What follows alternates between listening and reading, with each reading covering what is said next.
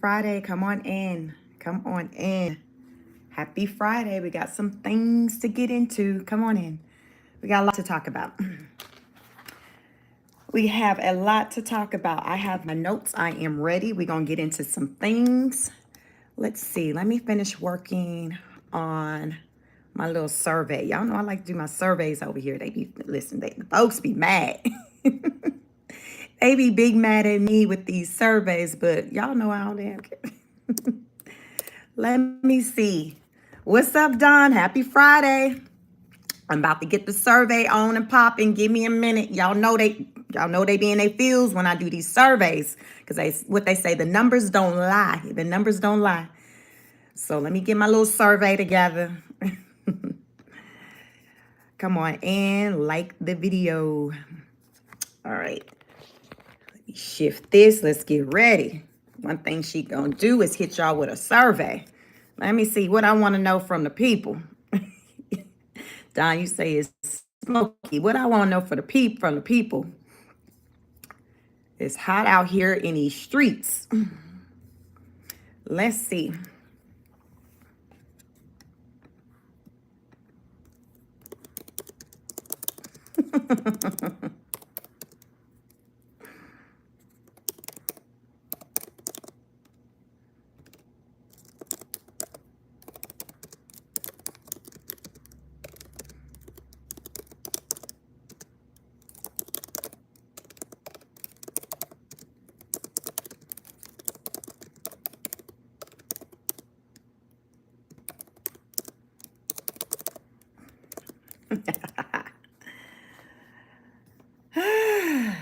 Let's get it.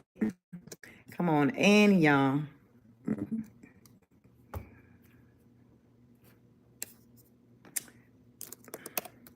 Get this little poll going. We're going to get into some things.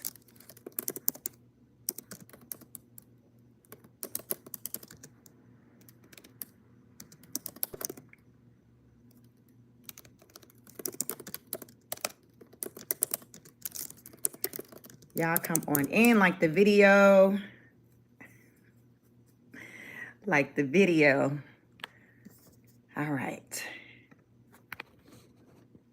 Mm-hmm.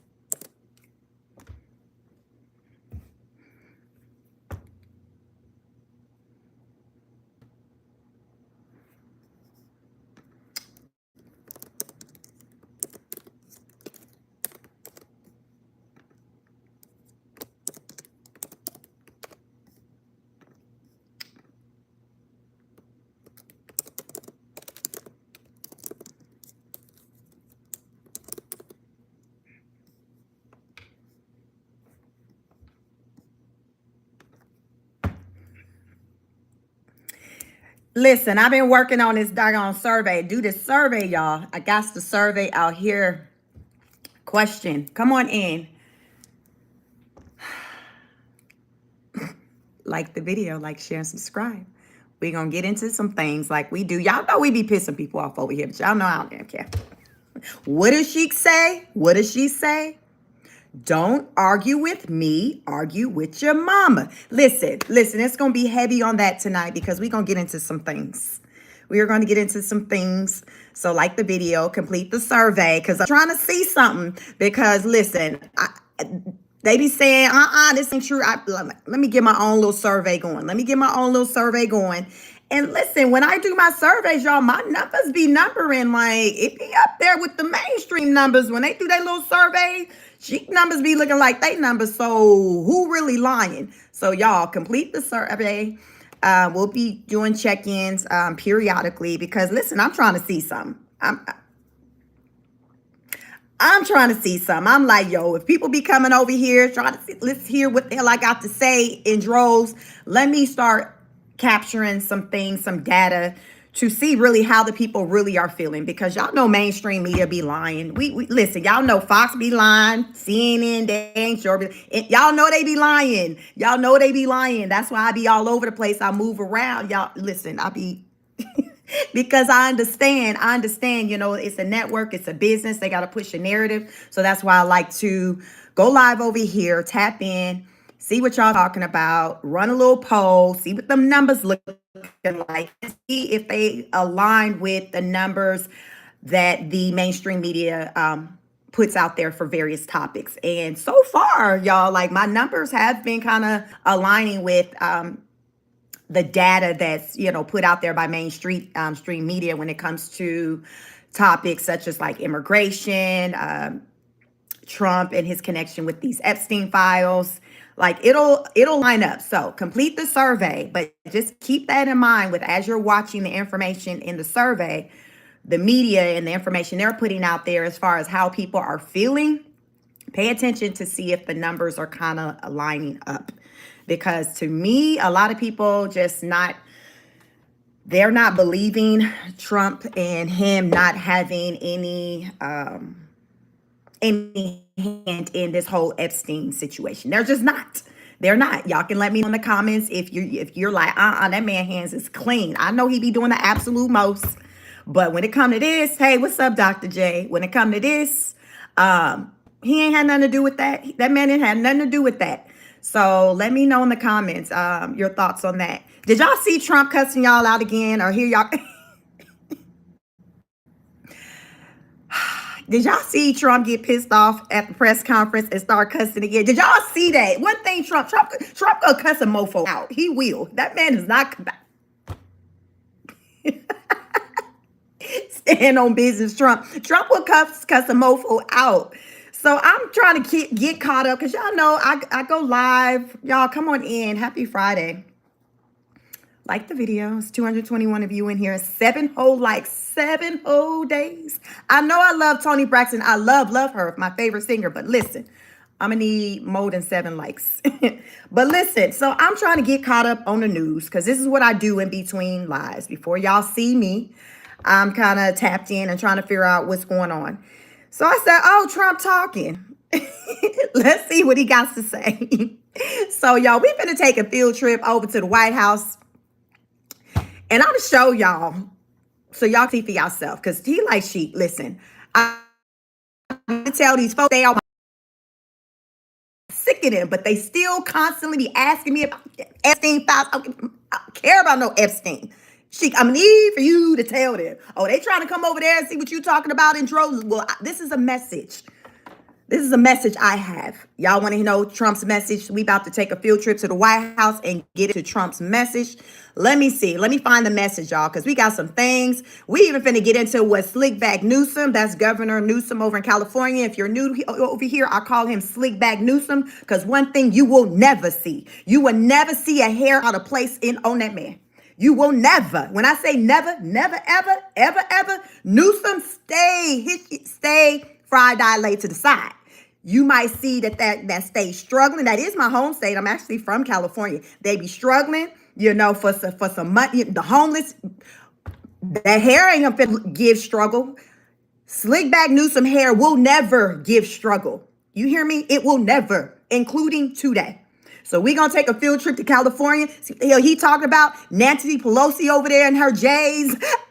Y'all found the video. I'm like, what Slickback Newsom got to say? First thing I see is Nancy Pelosi in the screen looking like she got some of them with them Jordans.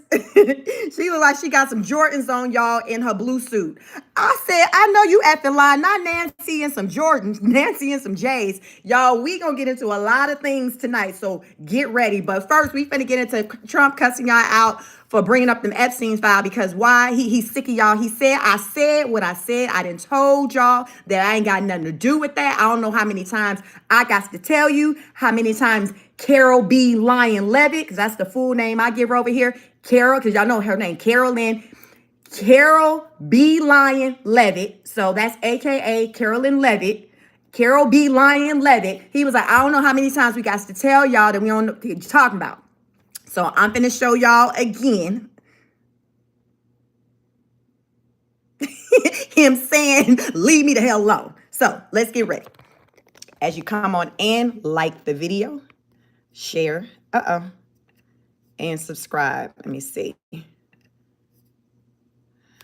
Hold on. I think I just hit the X button, X'd out. So let me give me a minute. Let me see. All right, so y'all get ready. Oh my goodness. All right. So this is the message that the American people, Donald J. Trump, over here, J stands for Jaquavius. If you are new to this channel, J stands for Jaquavius. Donald Jaquavius Trump. Don't ask me how you spell it because I don't damn know. But that's what the J stands for over here, just so you know. Welcome. So let's get into what Donald J. Trump has to say. Let's get it. Hosting a gathering this evening to talk about how to respond to the Epstein situation. Is he working on what? Is he hosting some kind of gathering of top advisors this evening to talk about how to respond to the Epstein situation? I don't know. I could ask you that question. I don't know of it, but I think here's the man right here. I saw a report today, and it's completely fake news. We're not meeting to talk about the Epstein situation, and I think the reporter who reported it needs to get better sources. Look, the whole thing is a hoax. It's put out by the Democrats because they've had the most successful 6 months in the history of our country, and that's just a way of trying to divert attention to something that's total bullshit. Okay? I'm curious. Did y'all hear what that man said? He said, I done told you, I don't know how many times I got to damn tell you, but listen, it seems like y'all only respond or can understand what I'm saying when I get to cussing. He said it is total bull-ish. Ain't nobody got nothing to do with no Epstein files. Now, I said what I said. Now, I know them women today who were young girls, when they say they was trafficked. Listen, I know what they saying today, and they throwing my name all up in the mix, but I'm going to need for y'all to hear the words that are coming out of my mouth. I wasn't there. He on his shaggy. I wasn't there. Sarah, you spelled out Jaquavius. I appreciate you.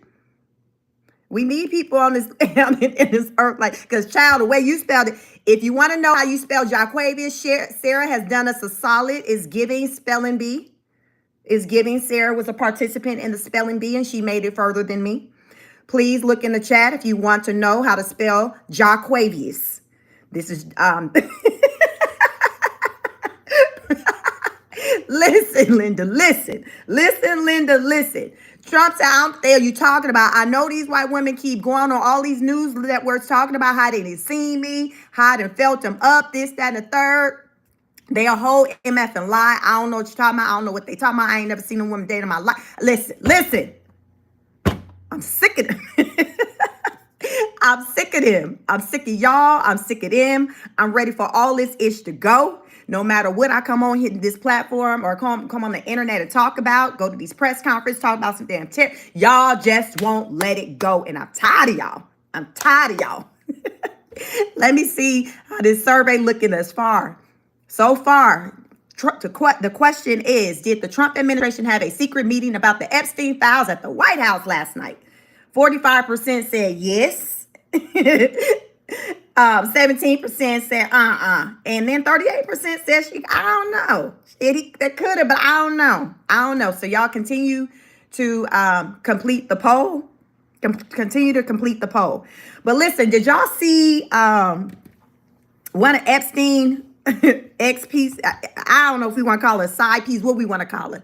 Let me see what her name is. She did an interview.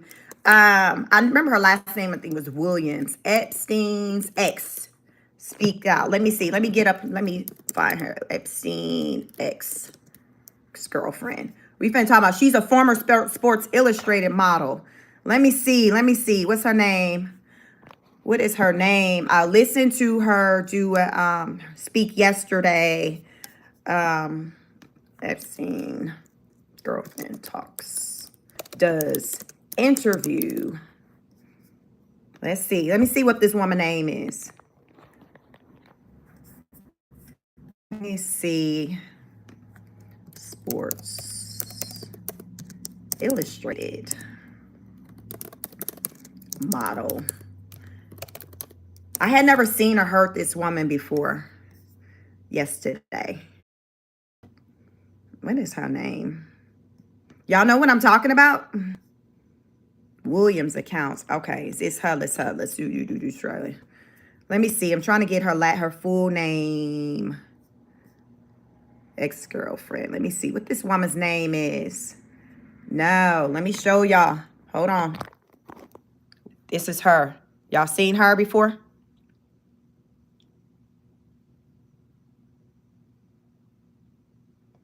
Yes, she's talking. So let me tell you about her story. Y'all come on in. Y'all know I'll be having the tea. Come on in, get comfortable, like the video. I'm gonna tell you about Miss Williams' story. Her name is Stacy Williams. She's a former model. She was a Sports Illustrated model. She met Epstein when she was about 18. So she was right out of high school. So, yeah.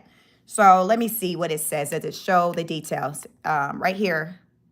It says, Stacy Williams, a former Sports Illustrated model who briefly dated Jeffrey Epstein, speaks with CNN, Breonna Kyler, and describes Epstein's relationship with Donald. She also alleges Trump once groped her in 1993, but he denies the claim. So let's listen to what she has to say. Come on in here, y'all. We finna hear what she had to say. I'm gonna see, because I listened to her do an interview with someone else, I think it. So we're gonna see. I'm gonna play this and see what she's saying, and I'll insert some more information if she doesn't say some of the things that I heard her saying in another interview. So y'all come on in. Let's listen to what Miss Stacy Williams has to say. Again, she is a former girlfriend of Jeffrey Epstein. Let's get it. Y'all like the video? Fair use. As you know, Epstein is dominating the news once again, and his relationship with Trump is under scrutiny. While you were dating Epstein, can you tell us how close these two men were? They were best friends. I dated Jeffrey for a period of more or less, I think about 4 or 5 months. And the only friend that he would mention every time we saw each other or had a phone conversation was Donald. And he would share a lot of anecdotes. I have plenty of anecdotes. And yeah, they were very close, and they were up to no good. And how did Epstein talk about Trump? Sort of what was the quality of those anecdotes and how he described him? Well, there was a time when he mentioned that he had to check in on him because he was unwell and very upset about something that had happened. I remember because he was late to pick me up, and he was explaining why he was late. They were just, it was such a long time ago, but it was just that was his bro, that was his wingman. It was clearly, I'd hear about Ghislaine and I'd hear about Jeffrey. And I met Ghislaine in his house. She would come wafting in and out, the home in New York. So he was clearly just someone that he talked about all the time. And again, I met Jeffrey the second time and we started dating based on the reintroduction that happened at the Plaza Hotel at a Christmas party in 1992 that Donald Trump threw. And they were very, very close. So let's talk about this incident, alleged incident in 1993, where you say that Trump groped you in front of Epstein. I do want to note that CNN has spoken to 3 friends of yours who confirmed that you told them about this alleged incident over past decades. Can you tell me more about what happened that day, and particularly how Trump and Epstein interacted? Yeah, before I get into the details of what happened, which, obviously I told you guys and I've shared with multiple outlets, the specifics of the assault that happened, I want to point out that I was polygraphed before I did all this by one of the most renowned examiners in the world. Michael Wolff has hundreds of hours of interviews with Jeffrey Epstein where Jeffrey confirmed to Michael what the two of them did to me long before I came out and told you all of this. So those are two critical data points that you need to have. And now I'll walk you through what happened. I was dating Jeffrey. He was always talking about Donald. It was his bestie and everything. And he was joking about how Donald thought I was hot and Donald thinks I'm this or whatever, you know, wants to talk to you. And he was telling me this as we were taking a walk down Fifth Avenue one day.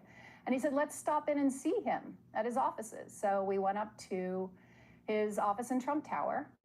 And within a couple of minutes, Donald was outside of his door, and his hands were all over me. They were on my breasts, they were on my butt, they were on, you know, my hips, up and down, while the two of them just kept having a normal conversation.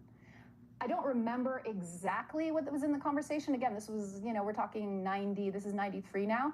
It was something about, it was irrelevant. It was like, oh, Stacy's career's on fire. She just did Sports Illustrated again, you know, blah, blah, blah, blah, blah. And they were back and forth, smiling and grinning and carrying on a conversation while Donald ran his hands all over me.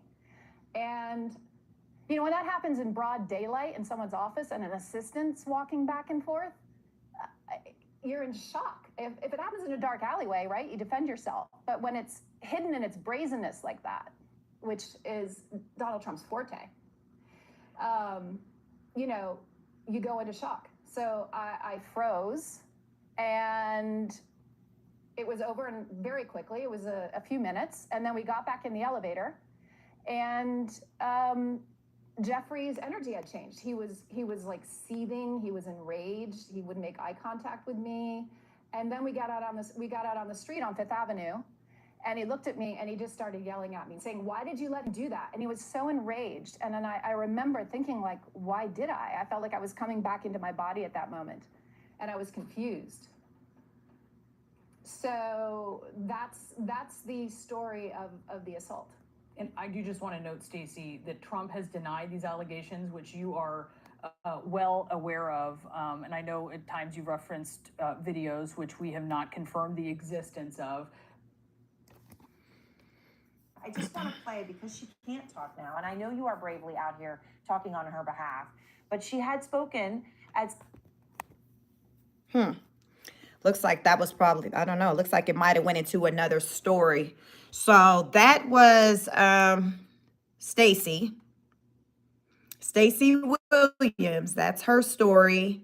And she's like, listen, Epstein a creep, Trump a creeps, all creeps. The freaks come out at night, but all of them just be together. They hang around together. That man groped me. Epstein stood right there and let him grope me. So I listened to her do the interview, and she was on another platform.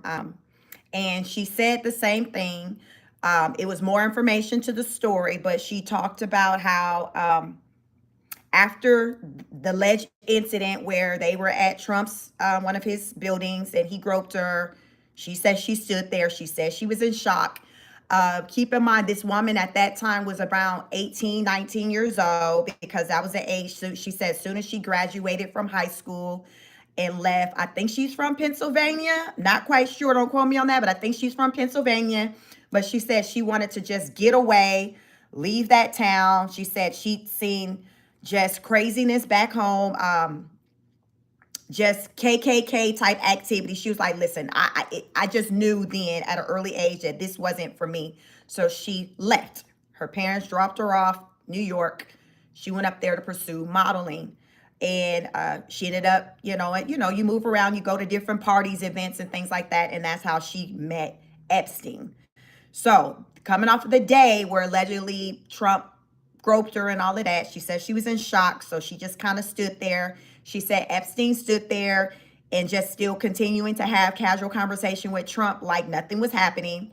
After they leave the building, she said that Epstein just flipped on her and just went slap off on her. Like, why did you just let him just touch you like that? So she said she's standing there looking confused, like, mofo, you seen him touching me. You the man. Why you didn't step to him and say, yo, what are you doing? So she said he kind of turned the energy around and put it on her like, yo, like, why did you do that? You should have told him no, you should have did whatever. she said probably not long after that, they broke up, they stopped talking. She said they never really was in a relationship. She wouldn't say they were boyfriend or girlfriend, but she did spend time with him. She said they talk on the phone daily. I think she said she stayed at his house a couple of times. And then she said one day, she said Epstein told her that he had some footage of her naked, that, you know, I guess one of the times when she stayed the night at his house, he recorded her while she was in the bedroom and walking around. He was like, it's like some of the best footage that he had. It's like a masterpiece for him. And so she said, you know, she was kind of taken back when he told her that he had this footage of her. Mind you, again, keep in mind, she's saying at this time, she's a young girl, 18, 19 young. So she was like, now when she thinks back, you know, she thinks like, oh my God, like how she maybe would have reacted, you know, as a grown A woman to somebody telling her that versus how she reacted as a young 18, 19, 20-year-old woman. So he did let it be known that I do have footage of you naked and I watch it, and, you know, I enjoy watching it. Now, I will add also that, you know, in the interview she did, they asked her about his, him having just, what's the word? I think they said that Ghislaine had been on record, or somebody had been on record saying that it was like, I don't know if the word is an insatiable, like he always wanted to just have it. sex. He always just wanted to have it. So they asked her about that. They were like, you know, was he a guy that, like, did he just always want to do it like all the time? She was like, well, no. She was like, that's not really even kind of the type of relationship we kind of had. She was like, she was like, we just kind of talk, go places or whatever. But she was saying they didn't really have a really physical relationship like that. Now, do I believe that? I don't know. Because here's the thing about that part. If she's saying that when they were together, they weren't that physical, and they dated, she said they dated for maybe about 4 months, and they really weren't physical like that, you know, as far as with sexual. But she said he made a comment of saying, hey, I have video footage of you and you're naked and it's so beautiful. And it's like the best thing I have that I own, like, you know, that as far as with the content that he has to be able to kind of refer back to look at. My thing is, and now, granted, you do have some people who probably just get off on just looking at what videos and stuff like that. But if you're getting off like this to a video of a beautiful woman who's in your house, just up, you know, in another room next door, and you have access to her and you guys are dating, and 9 times out of 10, she's not going to deny you all are dating, why wouldn't you have sex with her, right? If you like looking at the video this much and you're telling her like, yo, like I love look, but you have access to her, why? Think about it, men, if you're in here, you think a woman is so beautiful, you love her body, you're dating her, she's willing to sleep with you. Are you not trying to take advantage of that opportunity where this beautiful woman is willing to be sexual with you? Because they were dating. She said they enjoyed each other's company. She did start to see that he seemed a little bit off and weird. She didn't want to go into like details about how he was off or weird, but she was like, you know, he was very different. And that day when he just spazzed out on her following Trump allegedly kind of filling her up and down, that was kind of like that last straw for her to be like, yeah, this man is nuts. He nuts. His friend Donald J. Quavy is nuts. Trump is nuts. They all nuts. So that was what her little young mind at like 19 concluded. So she moved on with life and she didn't look back. She ended up opening up a yoga studio, she said, in Los Angeles. But yeah, she eventually moved around out of the modeling industry. But she said, yeah, he was weird. She said he was weird, but they hit it off because, you know, in the beginning, she said they would have conversations about she always had this interest in politics. And she was saying, listen, they were having like real like conversations. It wasn't centered around just her beauty or her body. Like he would talk to her.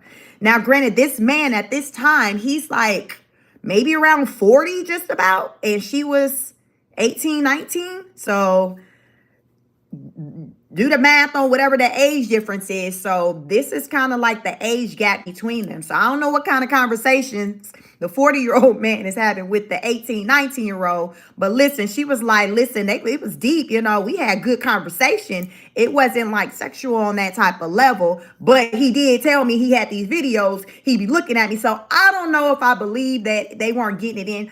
I think, if you ask me, I think that because she said they didn't go with places in public, like really. She was like, he didn't really take her out. They didn't really go places in public. She was like arm candy, but she was like, they never really went out. They've been out before, but they mostly would kind of stay inside. I personally believe that to Epstein, this young lady at the time, young girl at the time, Stacy Williams, who was a Sports Illustrated model and doing very well.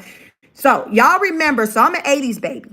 I was born in 80. I'm 44. I'll be 45 this year. Y'all remember Kathy Ireland. Y'all remember the beautiful Kathy Ireland, bombshell, blonde Kathy Ireland. She said at the time, at the height of her career back then, her and Kathy Ireland were like the it girls, the 1 and 2 it girls when it came to like the modeling, the sports industry, the Sports Illustrated, being placed, you know, holding the record for like the most times appearing on cover, like the cover magazine, stuff like that. So Stacy was like, she was that girl. She was that girl back then. So I feel like Stacy was just candy. Well, today, what people refer to as a pass around, where you'll have a young, hot, beautiful thing, and kind of like what Diddy was doing with like Cassie, where he treated her like a pass around, and he'd have the freak off parties, and people would come and just do whatever with her for his pleasure. So he can, I feel like Stacy was kind of like that. And when Epstein took her to see Trump, Trump was already aware of who Stacy was, meaning that the fellas had already been having that locker room talk about her. Y'all know what I'm saying? Listen, guys, y'all tell me. Y'all know y'all be talking.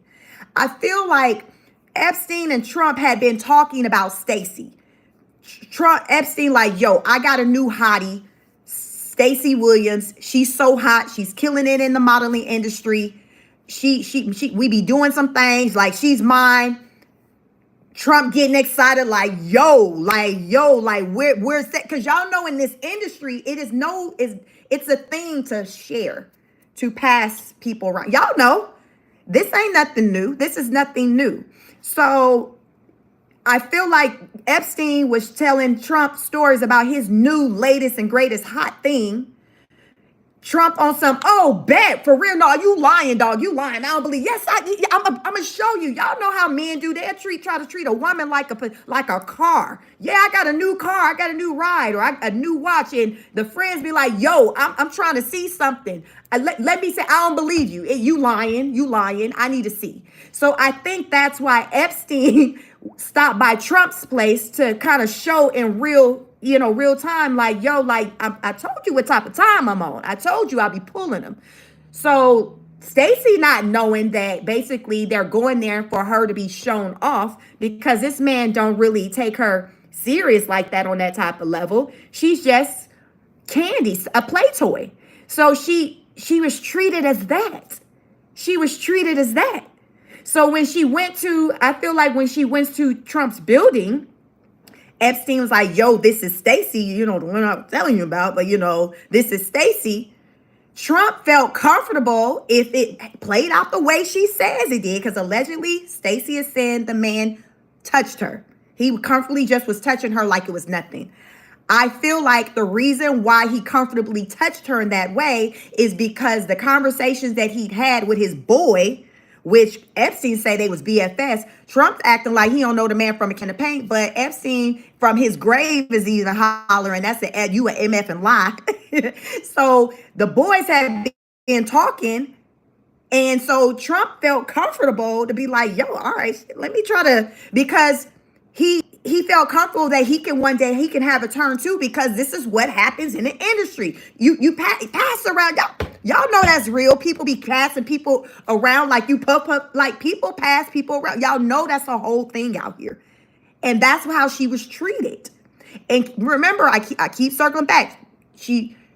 This young lady at this time is 18, 19 years old. So she was of age. She was legal. She was just a young tenderoni is what, people may call it. She was just super young, but she was of age. She was just a young girl. So she got disrespected. She did get disrespected, but I feel like the guys knew what was on. And then Epstein just was playing mind games with her, acting like he was upset because he didn't want it to be apparent to her that he made Trump feel, basically contributed to Trump feeling okay to be able to do what he did in that moment. You know how you got to save face and act like you mad. You got to act like you mad on the like. That's almost like Cassie getting mad at y'all remember the movie School Days? Okay, so y'all who don't look like me, y'all might not know who that movie is. But if y'all tapped in with the culture, y'all be like, I know what School Days is. I know I'm white. I know what School Days is. So with School Days, it was a Spike Lee movie that came out like years ago. I don't know if it was maybe the 80s. I remember seeing it when I was like a young girl. So one of the characters in the movie had his girlfriend sleep with one of the line boys. So y'all know with fraternities, with frats, you get hazed and you got these different things you got to do. And one of the things was the young men on the line. These are the guys who are doing all these things to try to cross. They had to sleep with whoever the head guy over the fraternity wanted them to, or do whatever. So in this instance, the head guy told his girlfriend, like, yo, I want you to have sex with one of the line boys who's a V. He was a virgin. And she didn't want to do it, but he was on this type, like, if you love me, you gonna do it. So guess what she did? She did it. After she did it, he playing these damn head games. Y'all know folks be playing these damn head games. He was like, what you do that for? She like, what do you mean? Tisha Campbell, the actress Tisha Campbell, played the girlfriend. I cannot remember the name of the guy who played her boyfriend, but the actress Tisha Campbell played the girlfriend. That was probably like her breakout role into Hollywood. That was probably my earliest memory of seeing her as an actress. So he was on some like, would you sleep with him? And she was like, well, what do you mean? She crying, y'all. She distraught. Like, what do you mean? You told me. She all high pitched. It's not crying. He broke up with her. So y'all, people will play games. So I feel like Epstein was playing games with Stacy that day. He already knew what type of time him and Trump was on because they boys. But he was playing games with her. He was testing her. Okay, let me put her in this situation.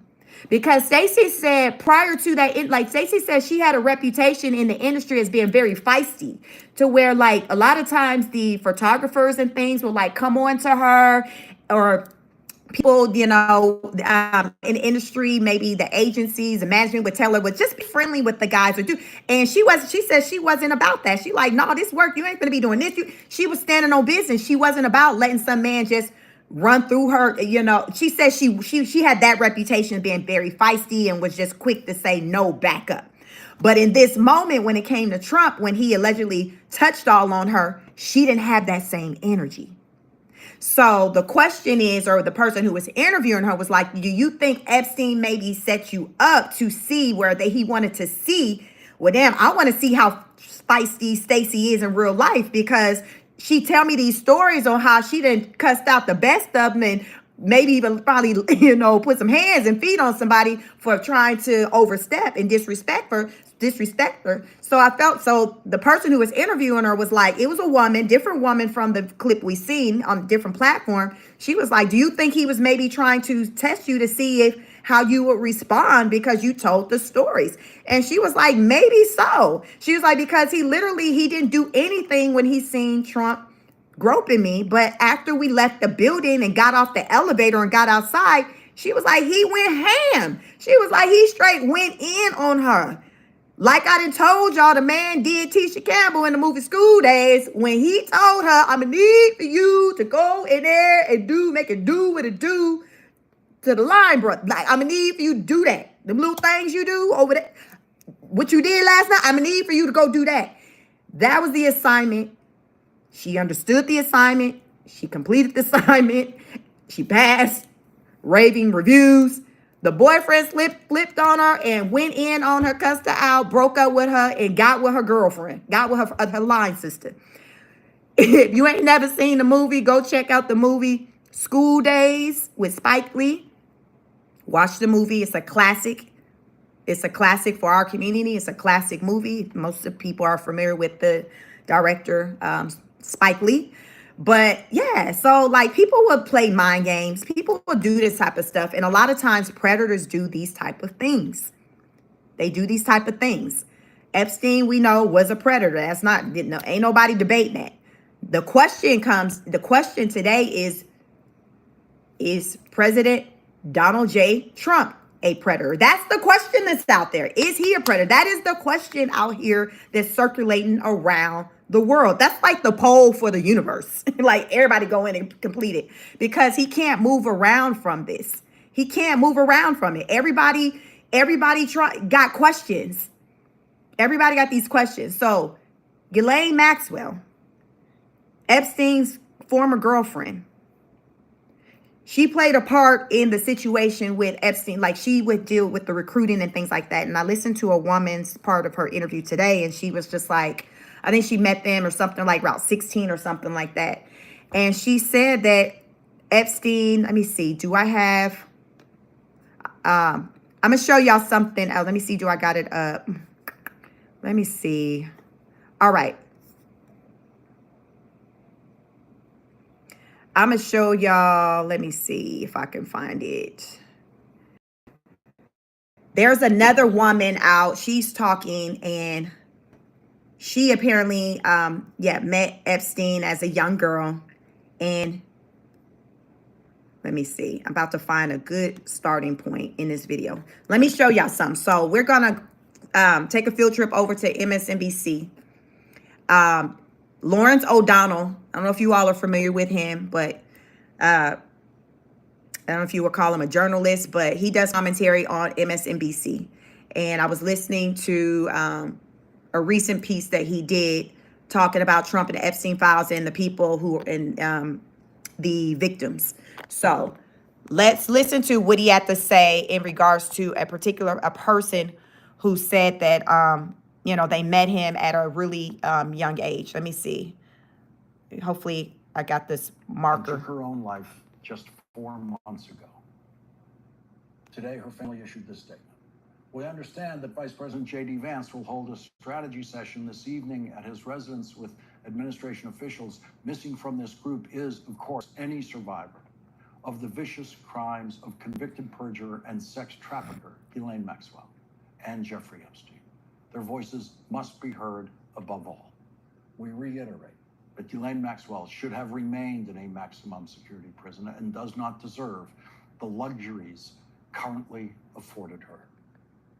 The White House reporters who changed the subject for Donald Trump both times, Jeffrey Epstein and Ghislaine Maxwell, came up in the questioning today, could have asked a question about that statement by Virginia Giuffre's family. Why aren't voices of the victims being heard at J.D. Vance's meeting about the Epstein situation? That would have been a good follow-up question to the 2 good questions that were asked today. But the rest of the White House reporters wasted their opportunities to question Donald Trump exactly as he expected them to do. Donald Trump said the magic word today about the Epstein situation. He said it's a hoax. That's the magic word that Donald Trump has been using for years, since it was exposed that Russia was helping the Trump campaign in 2016. And that is what Russia did. That is what Vladimir Putin did.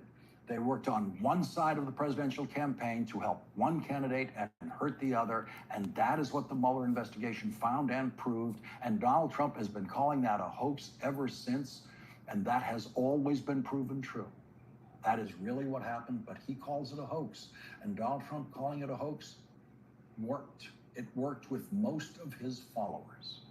Donald Trump believes the word hoax is like a drug that he can administer to his followers so that they will then swallow anything else that he says after that word hoax. And it hasn't worked yet.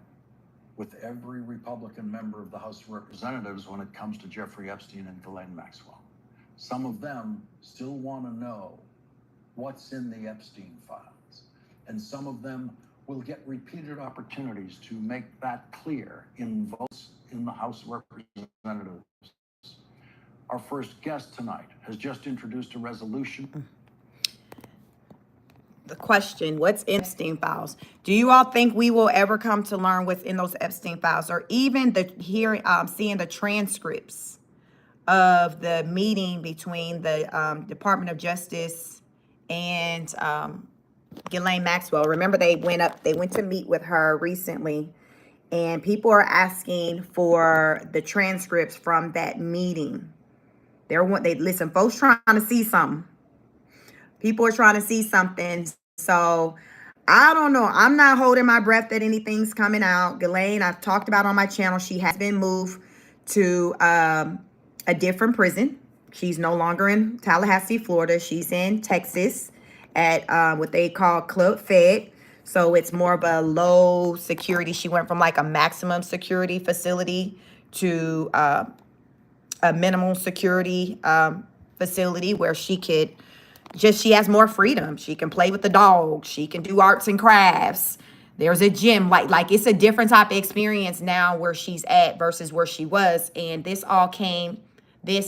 whole little transition came following her meeting with the DOJ. So I think Pam Bondi was there, and one of Trump's lead attorneys or somebody was there. And then Ghislaine Maxwell, her attorney, was there. She gave them some information, and they say apparently a week later she was moved to a different prison, a prison that's for people who are not there for violent crimes. So she was convicted of trafficking, which is classified as a violent crime. So ordinarily, a person who is found guilty of that type of crime would not be at the prison that Ghislaine Maxwell is now at, which is what they call Club Fed. They call it Club Fed because it's kind of like cush compared to like any of the other like prisons or federal prisons. So people are there who committed like white collar crimes, like robbery, stealing, things like that. Nothing like on the level of like what Ghislaine Maxwell was found guilty of doing, which was trafficking, which is classified as a what do they call that? What was the word I said? It's like a criminal, a dangerous crime or something like that. So yeah, so the severity of her crime, it doesn't line up for her to be over in that type of prison. So y'all let me know, do y'all think that those the transcripts will come out? Do you feel like, Trump's innocent? Like, you like Sheik. I don't know why. There's nothing to see. There's nothing to see. Like, move around. Like, I don't understand why we keep talking about these files. There's nothing to see. He didn't do anything. He didn't do anything. But more and more, you're hearing women come out with stories on the role that he's played in things. One person even came out and said that she was in, have y'all seen this one? I got to see what her name was. She was introduced to Trump when she was a young girl. And I think she's alleging that he violated her. I think she was maybe 13, 14. She's allegedly that he took her virginity, but they told her that she should feel honored because Trump said that she looks like his daughter, Ivanka. So she should, feel honored that he's wanting to be with her the way he wanted to be with her. Have y'all seen that? Did y'all see that? That I've heard her, that was this week too. Like, these stories are coming out, whether or not you believe them or not. These stories is what's coming out. Let me see if I can quickly try to find who that person is. Let me see, because I tell you, I move around. There's so many stories. So give me a minute. Let me try to see. If I can quickly find who this person is.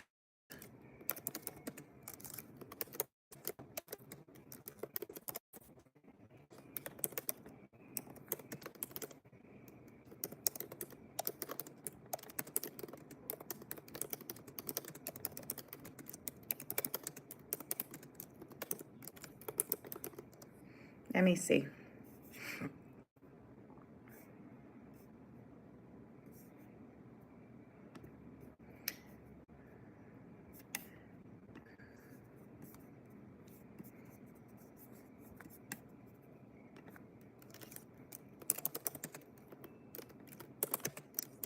Her.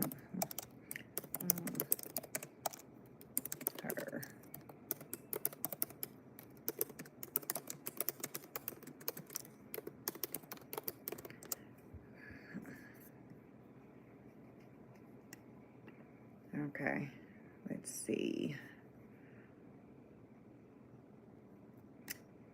Trump allegedly saying.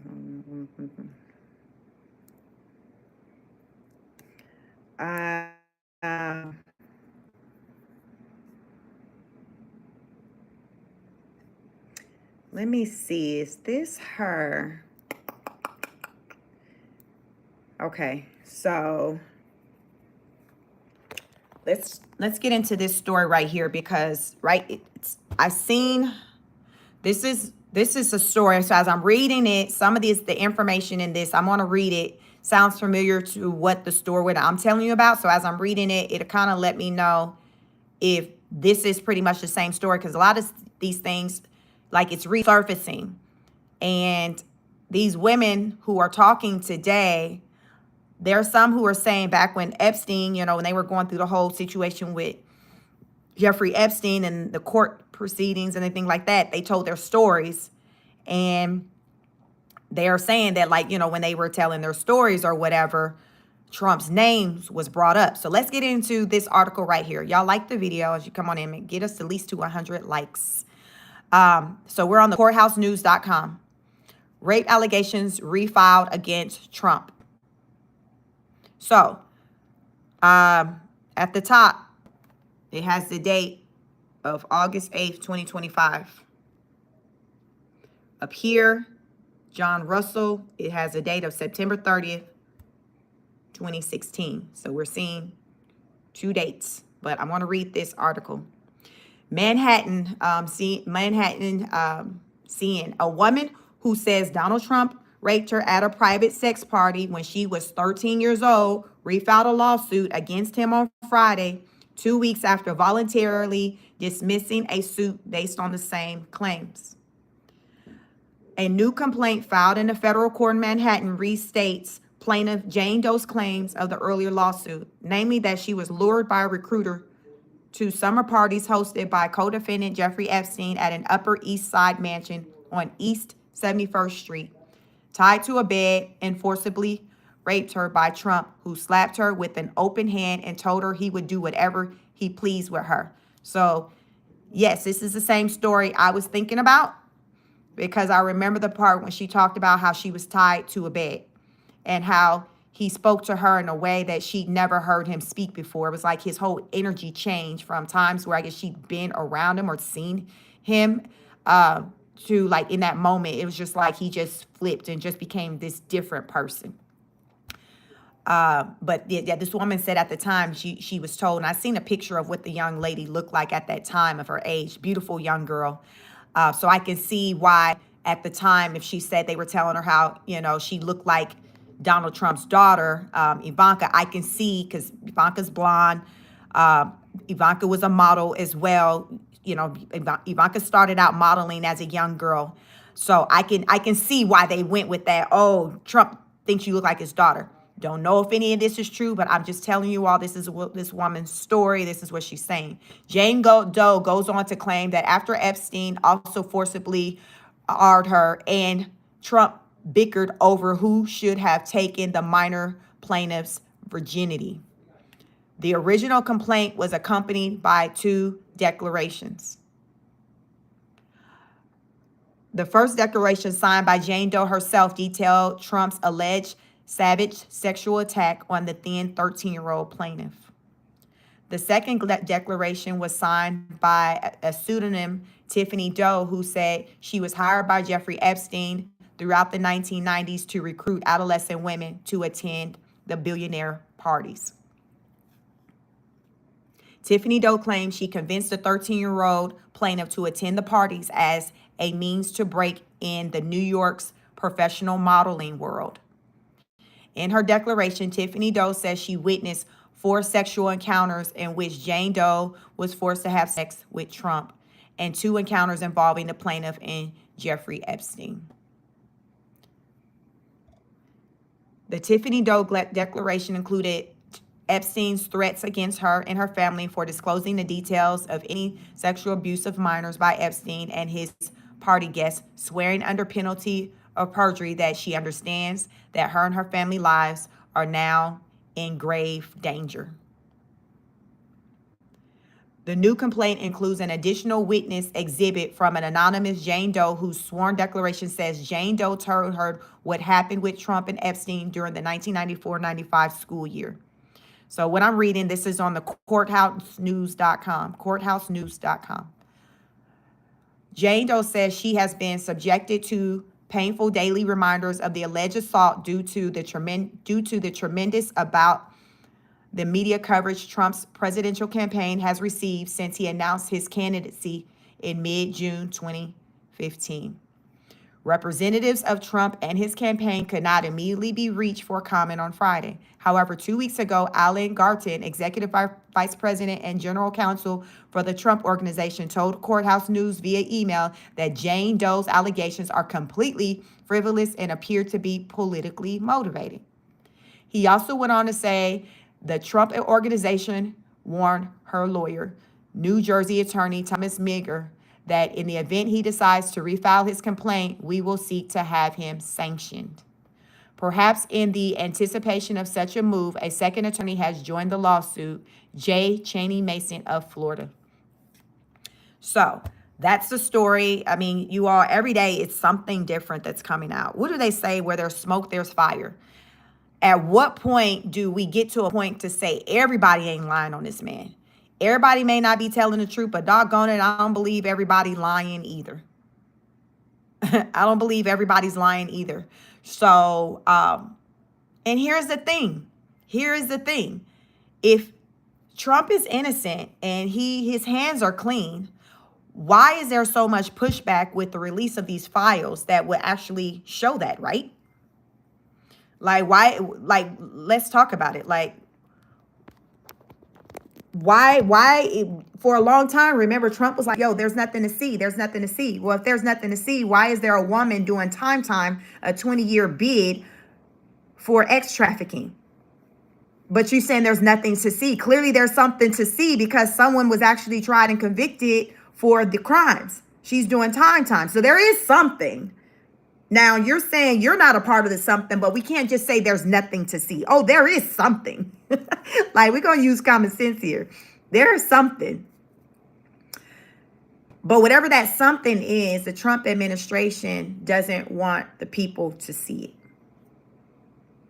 Trump will also not really say yay or nay if he will pardon Ghislaine Maxwell.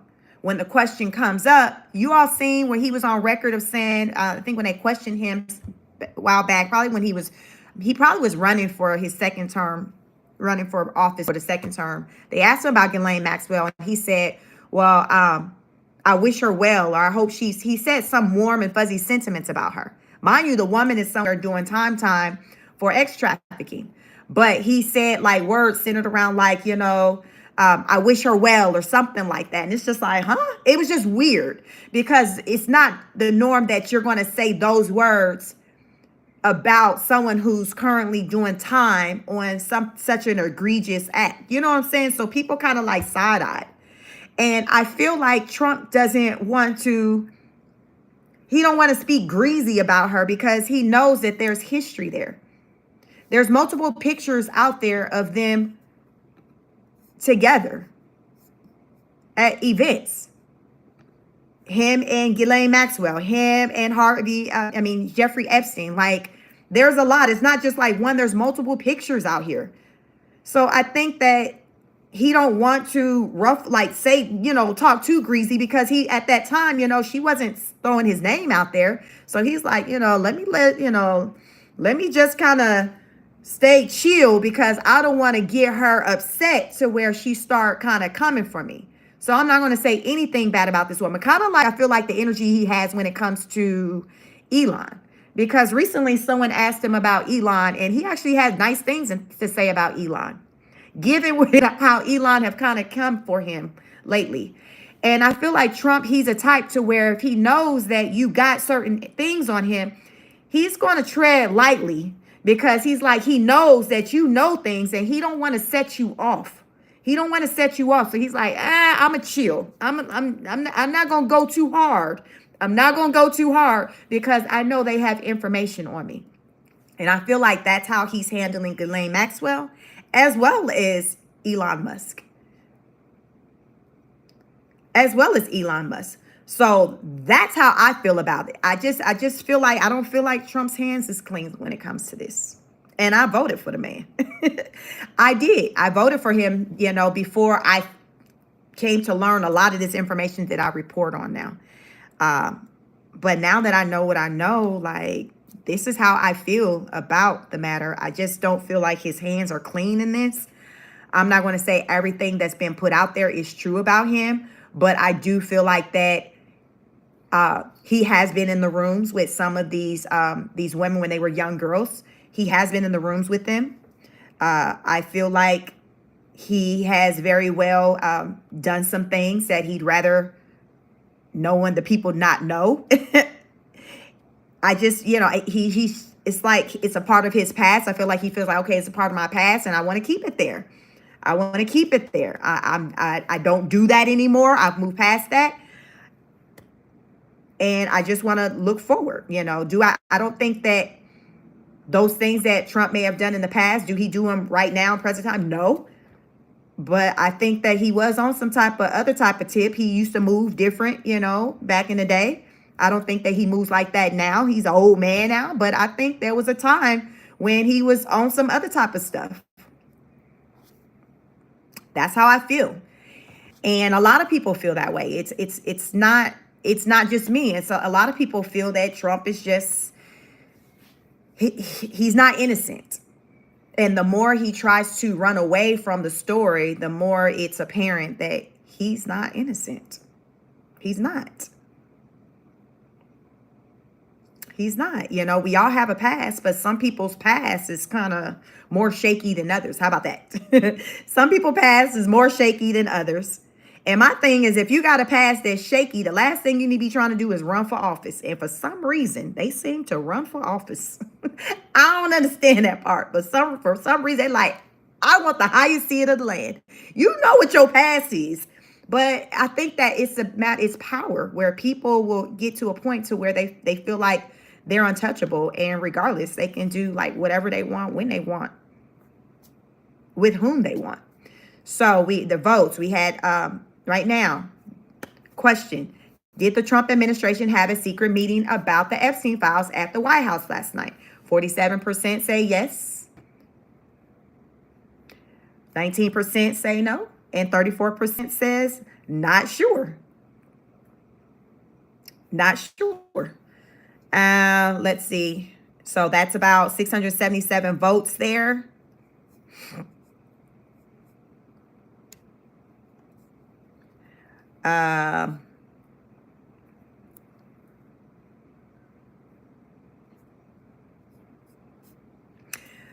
Yes, I mean, one of the young ladies, I think she's the one who's no longer living. She said that she met Donald Trump while working. No, I'm sorry. She met Jeffrey Epstein while working at Mar-a-Lago as a towel girl, a pool girl, towel girl, and she was recruited from there. So we can't act like Trump is just completely oblivious to just these things. I mean, we can't do that. You can do that all you want to, but clearly the vast majority of the world is not falling for that. Is not falling for that. So that's my opinion on that. And you all can continue to share your opinion centered around the situation with the Epstein files and Ghislaine Maxwell. Are you in support of her being released? Because many people think that right now she's just at Club Fed. That's what they're calling it. She's there temporarily until she can get pardoned, and that Trump's just kind of waiting until he's maybe closer to being on his way out to pardon her, so it won't look so obvious. But in the meantime, in between time, he like, yo, I can put you over here. I can put you over here, but yeah, I can't just pardon you right now. We got to kind of wait.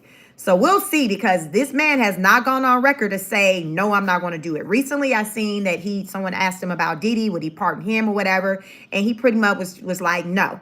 So he's kind of been more kind of firm and given an answer when it has come to Diddy versus Ghislaine Maxwell. And the crimes are kind of very as far as with Diddy wasn't accused of trafficking or anything like that. He was on trial for it, but that wasn't a charge that he was found guilty of. We will say that. But the charges of what he was found guilty of was less severe than what Ghislaine Maxwell had been found guilty of. And it's like he's giving it like a hard no to Diddy, but for the Ghislaine Maxwell, it's just like, he's not saying. So it's just like, well, her charges are worse than Diddy's, and we heard what you had to say about him, so why can't you have that same energy for her? These are the things, these are the questions that people are these questions are out here, you all. It's not just me. It is not just me. Many people have these questions, like, it's not making sense. Like, and so the victims' families, the survivors' families, they're advocating for their family members, the ones who are not here. They're like, ain't no way this woman should be released. She should not be released. She's just as guilty as he is. Let me see that video. Let me see. With Lawrence. Let me see. There, he was showing like some. Let me see which one. Let me see if I can find it, y'all. It'd be so many things I'd be looking at, because it's so much information out here centered around this whole these Epstein files, Trump, like, it's a lot. And I thought it was in this video I showed you all of Lawrence O'Donnell, but it may not be in here. But it was like there was a transcript I seen where one of the ladies who had alleged that he had ordered her, who was the allegation? Epstein had ordered her, assaulted her. She said that Ghislaine Maxwell was there as well. They both were part of it. So a lot of these people they're now, grown adult women now. And at the time when they were assaulted, they said they were young underage girls. They say that Ghislaine was just as guilty as Epstein. They said, first of all, they were recruited by Ghislaine. And then some of them said during the act, sometimes Ghislaine was present and she participated. Yeah, it's out there. There's so many stories out there. There are so many stories out there. But yeah, I just want to, talk about that. But I'm going to jump over to Slickback Newsom. So Governor Gavin Newsom, I call him Slickback Newsom because his hair is just, y'all know what his hair give. So I call him Slickback Newsom because his hair is always just slick, perfectly in place. He did a press conference today alongside of Nancy Pelosi and the Texas Democrats, blasting Trump. Because have y'all been following the craze with Texas and this whole gerrymandering situation, and the Democrats all getting flew out on one flight to get the hell out of Texas to stop the vote for the redistricting, the relining? Have y'all seen that?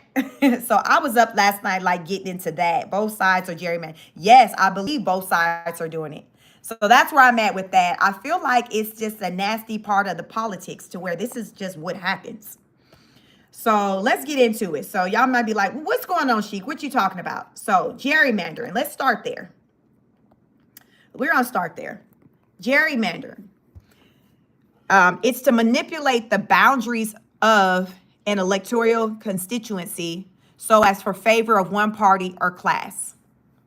So what's been said is that Donald J. Trump, he's saying that he needs five more seats to secure a spot in the midterms when the midterms come up. So I guess 5 Republican seats. And the way the lines are drawn right now in the state of Texas, he's not seeing that. I guess they would be able to have a favorable outcome during the midterm. So he's like, okay, let's just redo the lines. So here's the thing: to redo the lines, it happens pretty much every 10 years. Most of the time, you see the lines redrawn and it happens like every 10 years. So the thing with this situation is that it's not at the 10-year mark for it to happen. It's sooner than the last time. Like it's before 10 years. And the reason why it's now taking place like before the 10-year mark, because it's supposed to be like every 10 years, is because Trump's like, yo, we need 5 more seats.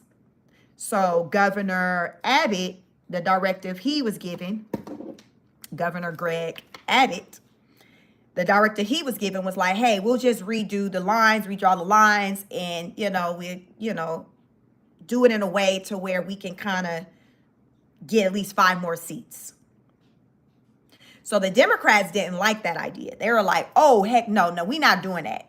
We're not doing that because they have to vote. You have to have a vote to agree to do this, right? So the Democrats were like, nah, we're not doing that. We're just going to leave the state, basically not show up to work to participate in the vote. We're not going to participate in the vote. So I don't know if it was all of them or, but basically a good number of them left the state of Texas together. They've been doing interviews and things. I've watched some of them do an interview. I may be able to maybe show you one, with them talking. But they're like, we left because we did not want to participate in the vote. Because if we're not there to participate in the vote, they cannot move forward because it has to be voted on and a certain number of people have to participate in the vote. So our solution was to leave the state and not show up to work to do the vote. And they're saying technically they have until like November because I guess the voting season and all of that come November. They're like, basically, we're trying to stay away until that time comes and goes, basically. Then we can go back. So Governor Greg Abbott's like, oh, okay, y'all want to play these type of games? Trump has given him the directive to put warrants out for them, for their arrests, and also to hit them with a fine. So while they're away, not showing up to work, they're getting fined $500 a day. $500 a day. Now, I told y'all they can stay gone up until November. $500 a day. I learned that the state representatives in Texas, like I was listening to one guy talk. He's one of the Democrats who left the state. He said he makes like $600 and something odd dollars a month. I didn't know they got paid that little for the seat. I thought they made at least 6 figures. I thought like at least 100 some thousand, between 100, 200,000. He said he makes less than $600. He makes less than $700 a month. So I learned that apparently state representatives make like under $10,000 a year. So this isn't their primary job. This is like a side thing. Basically, you only doing this because just for the love of the game. Unless you making your money in other ways. Unless you getting your money in other ways with other side deals. But the state check that's being cut is like not even $700 a month. It's less than that. This guy was like, listen, I make like $643 a month. Ain't nobody getting rich off of this. So what I learned is that a lot of these politicians, these state representatives, these lawmakers, they left the state. They have regular daytime jobs. Some of them are attorneys. They got different jobs. This is just something also that they do in addition to their jobs. So they've left the state. So I've been thinking like, well, dang, if the money that they're making from this position as a lawmaker, whatever state representative, isn't paying their bills like that, but their daytime job is paying their bills, how long can they stay away from their daytime job? Not everyone has a job where they can do it remote, right? So I got to thinking about that. Like, how long is a lot of these people going to stay gone? Was it the best move? Are we delaying the inevitable? Julie, you said fled where? I think Boston. I got to look and see where they went, but a lot of them, they pretty much went together. Let me see. Do anybody in here know where they went? Let me see if I can see. But apparently, like they're together. They went someplace together. Where? Let me see. Let's see what I can find. California, Janice, you said California. I was hearing some people were saying it's a sanctuary cities, they went to.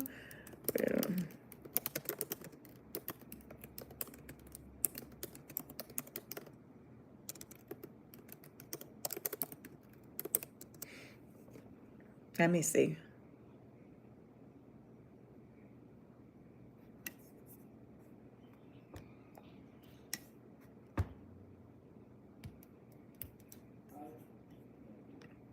Minnesota, let me see. Where did the Texas line run to?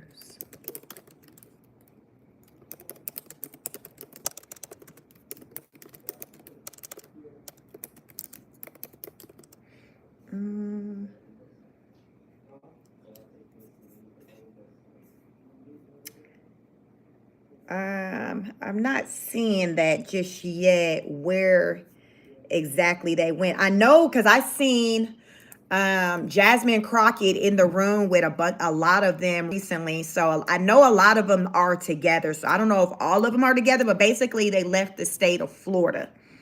So right now, what they're being told is like when you come back to not Florida, Texas. I misspoke.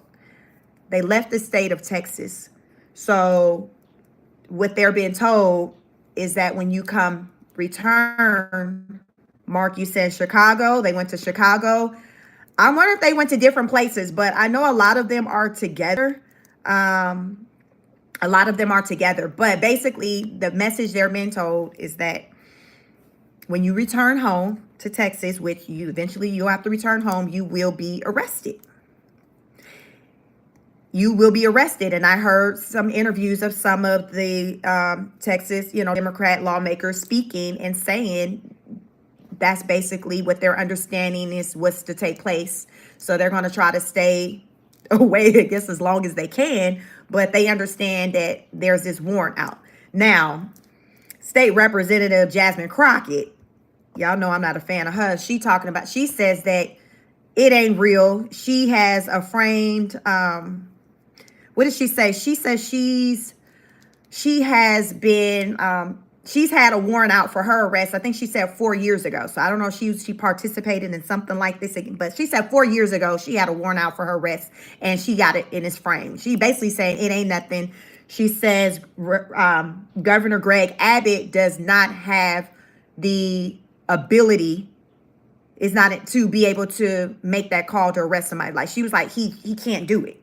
So I don't know. I know Governor Abbott said that one of the state representatives had put out there, I guess on their social media or something, advertising that they were going to have a fundraiser event or something this weekend or something like that. So he said that he was going to make a call to the DOJ or to whoever to be there to arrest them. That's what he said. He was like, when he learned that one of them was making their way back to Texas, he was like, I'm going to have them folks waiting for them to arrest them.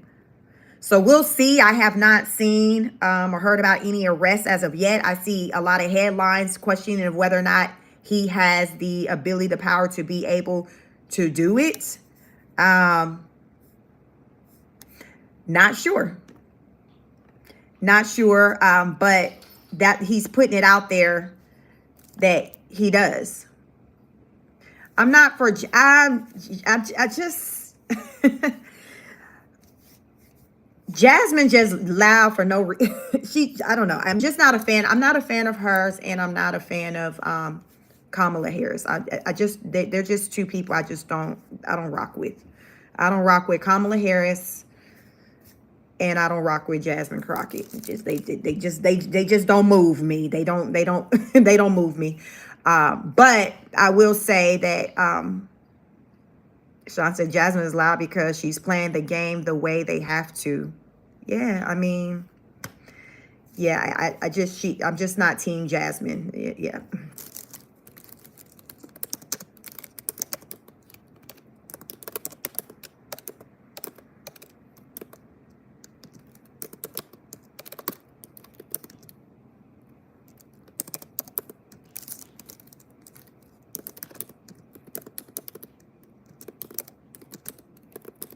All right.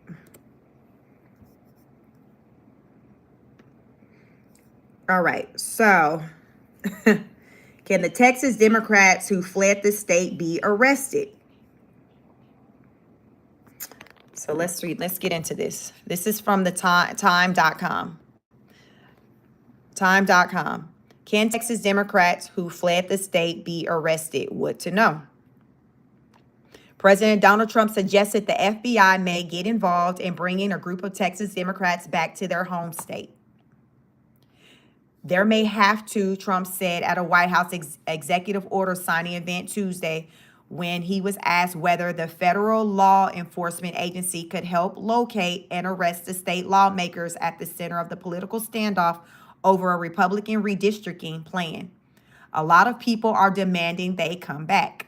The controversial redistricting plan, backed by Republican Governor Greg Abbott and the Trump administration, would redraw the congressional district map to give the Republicans about 5 more U.S. House seats, which could significantly boost the GOP's chances of maintaining its slim majority after the 2026 midterm elections. But Democrats in the state legislature have criticized the effort and are resorting to a quorum-busting method of moving to blue states like Illinois and New York to try to stall votes on the plan. Abbott ordered the fleeing lawmakers' arrests on civil warrants, directed investigations into whether there have been state law violations, and sought to oust the lawmakers from their state legislative seats. Despite the threats, the Democratic lawmakers appear unfazed. In response to Abbott, the Democratic caucus in the State House issued a succinct statement, "Come and take it." Trump is not alone in calling the FBI involvement. Texas senior U.S. Senator John Cornyn urged the agency in a letter to the FBI Director Kash Patel on Tuesday, quote, to take any appropriate steps to aid in Texas state law enforcement efforts to locate or arrest potential lawbreakers who have fled the state. It's unclear whether the FBI will intervene, and the agency declined comment. The FBI's website, however, states that the agency does not supervise or take over investigations or state and local law enforcement agencies, as its primary mandate is to look into federal crimes and enforce federal laws. State warrants can only be enforced by state troopers, but the FBI may assist the local enforcement in locating fugitives. So, what legal repercussions might the Democrats face? The act of denying quorum dates back centuries in the Texas legislature.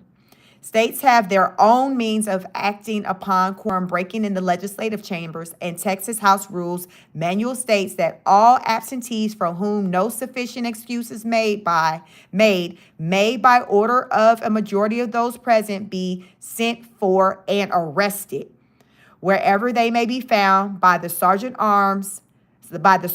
arms or an officer appointed by the sergeant at arms for that purpose, and their attendance shall be secured and retained. The state Supreme Court in 2021 upheld that rule, giving the House the power to arrest absent members to establish a quorum. On Monday, the Texas House voted to arrest the Democratic lawmakers who fled the state, enabling the state legislators, sergeant at arms, and the Texas Department of Public Safety to conduct these arrests. Abbott said the arrest order will remain in effect until all missing Democratic House members are accounted for and brought to the Texas Capitol. But many have downplayed the arrest warrant because the lawmakers are no longer in Texas territory. They like to talk a big game. U.S. Representative Jasmine Crockett, the Democrat representing Texas' 30th congressional district, told ABC News on Monday, quote, "You have a lot of intelligent attorneys that actually serve in the Texas House. And so they know that there's nothing that Abbott can do outside of Texas jurisdiction to bring them in. So I will add Jasmine Crockett. By trade, she is an attorney. And there are some other state representatives who are also attorneys.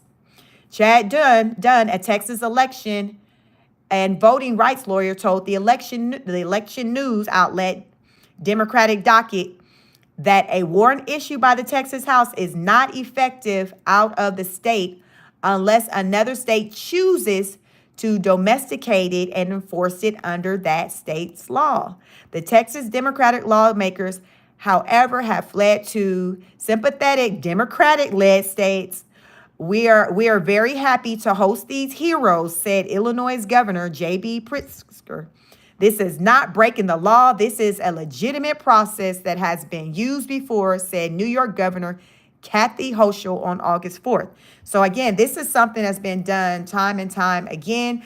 I was hearing that they had fled to like those sanctuary cities, I guess the Democratic ran states. So it makes sense because it seems like the warrants can only be enforced when the person's out of state and they're in a state that's willing to cooperate with the state who initially put the warrant out. So if you're now in a state that's like, yo, kind of like, I guess, when people be fleeing to other countries, if that other country don't want to, honor whatever the other country is saying, like you did wrong and hey, you need to go to jail, they can kind of like be like, all right, then you good. They don't have to arrest you, So to me, it's giving like that, when people kind of flee and run off, like what they say Russell Simmons did when he was running from some essay allegations. Where that man went? Where is he in Dubai? He's somewhere, child, sitting somewhere with his knees crossed and humming and praying. But he ain't here in the US of A. So these people have fled to Democratic run states, which I guess if this, that was a strategic move. So I see what they did. I see what they did here. Let's see. Abbott, however, has alleged that several absentee Texas House Democrats have solicited or received funds to evade conducting legislative business and casting votes. Abbott said that these lawmakers may have violated bribery law under the Texas Penal Code, which assigns a second-degree felony charge to, quote, one who offers to confers a benefit on any public servant or voter to influence him and the public servant receiving or soliciting the same, end quote. State Representative Jolanda Jones, she also happens to be an attorney by trade, who is in New York, said at the August 4th briefing with Hochul, there is no felony in the Texas Penal Code for what Abbott says. So respectfully, he's making up some ish, okay? He's trying to get sound bites, and he has no legal mechanism. He's putting up smoke and mirrors.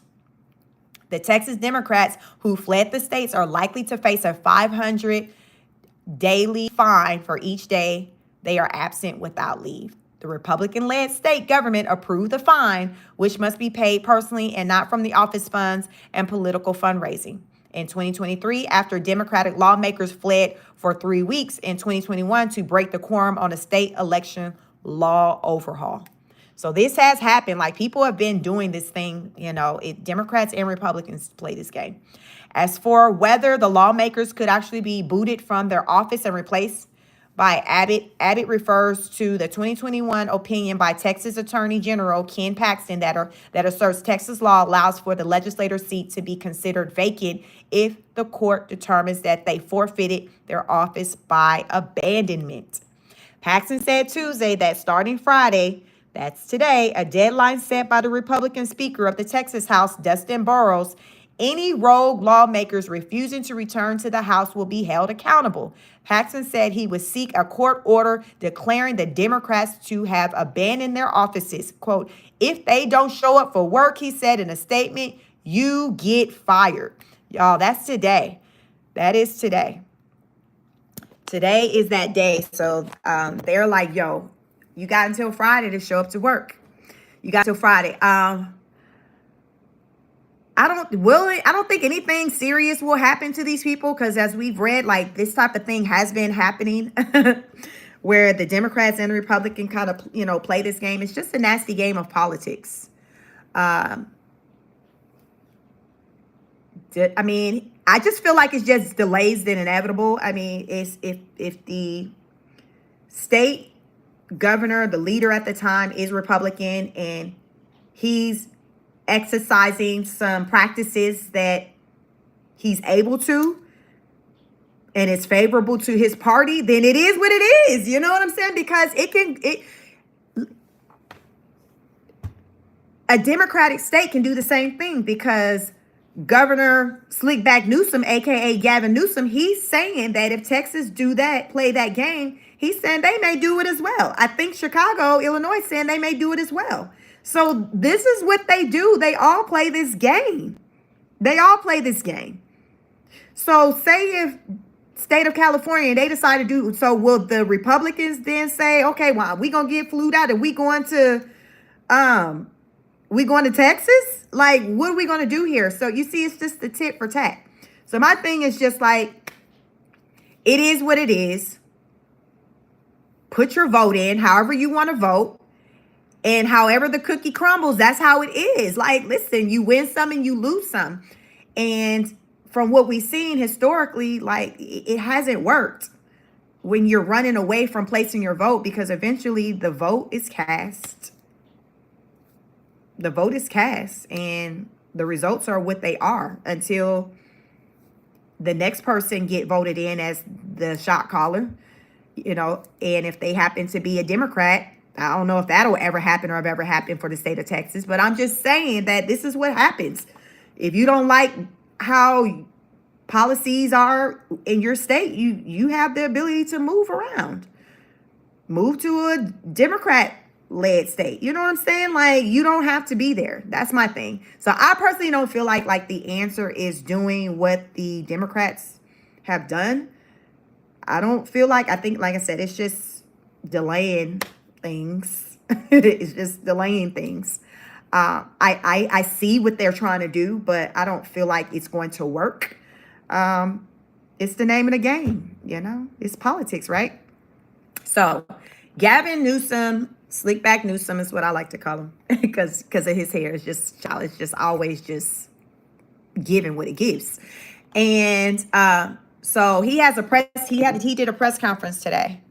And I haven't heard what he had to say, so I'm like, we can watch this together. But I did peep. Y'all look at Nancy's shoes. Don't Nancy look like she got some J's on? Look at Nancy's shoes. Y'all ever seen Nancy wear shoes like that before? Look at her. Don't she look like she got some Jordans on?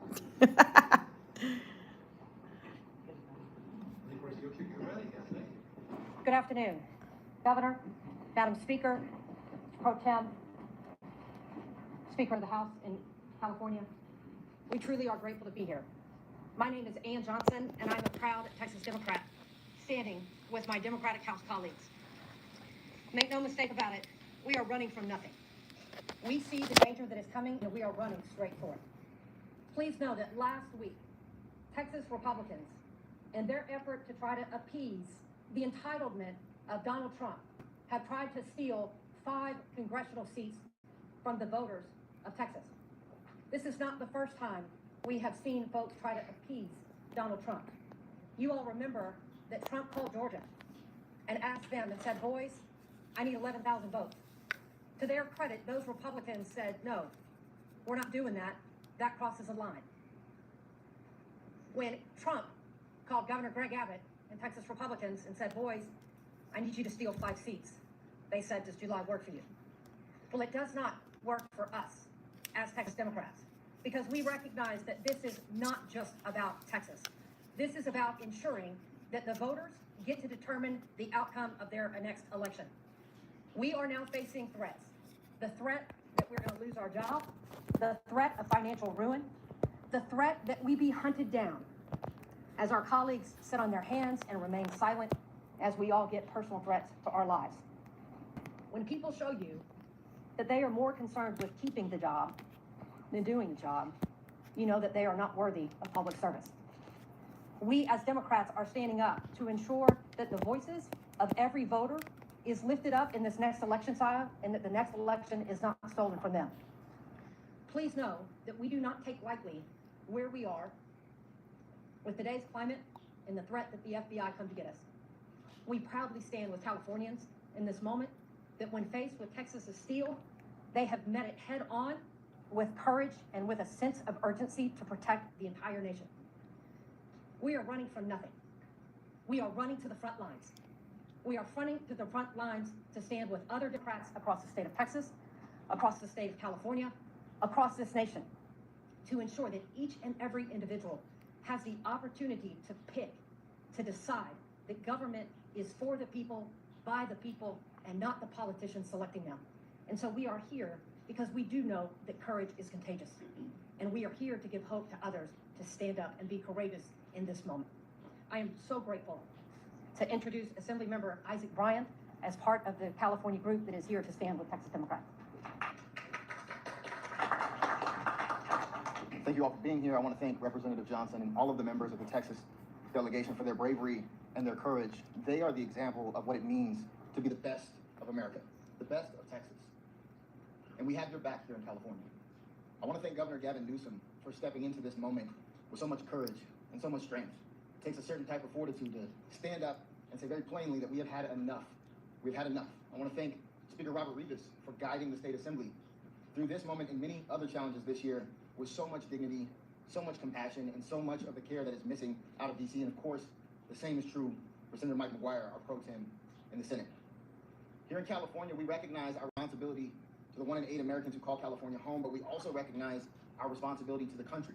That is why we pay over $80 billion in federal taxes that we don't get back. It's why we export food to every corner of this nation. It's why we export culture and storytelling. It's why we host students from around the country at the #1 public university in the world, UCLA.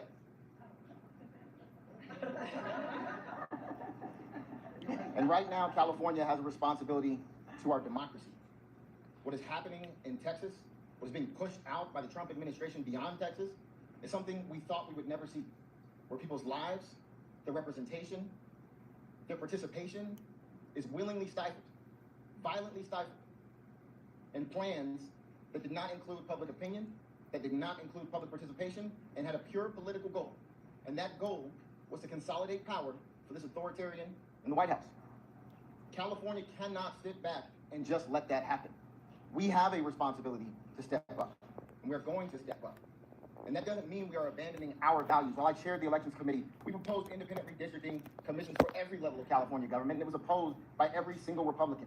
We updated the Fair Max Act. It was opposed by every single Republican. We are not doing away with the independent commission that we established every single decade, but we are meeting this moment because this is not a turn the other cheek moment while they continue to send blow after blow to the foundations of democracy. Where I'm from in Los Angeles, when they go low, we squabble up. I had the great pleasure of seeing John Lewis several times before he passed away. And he always said the same thing in every single room I was in with him.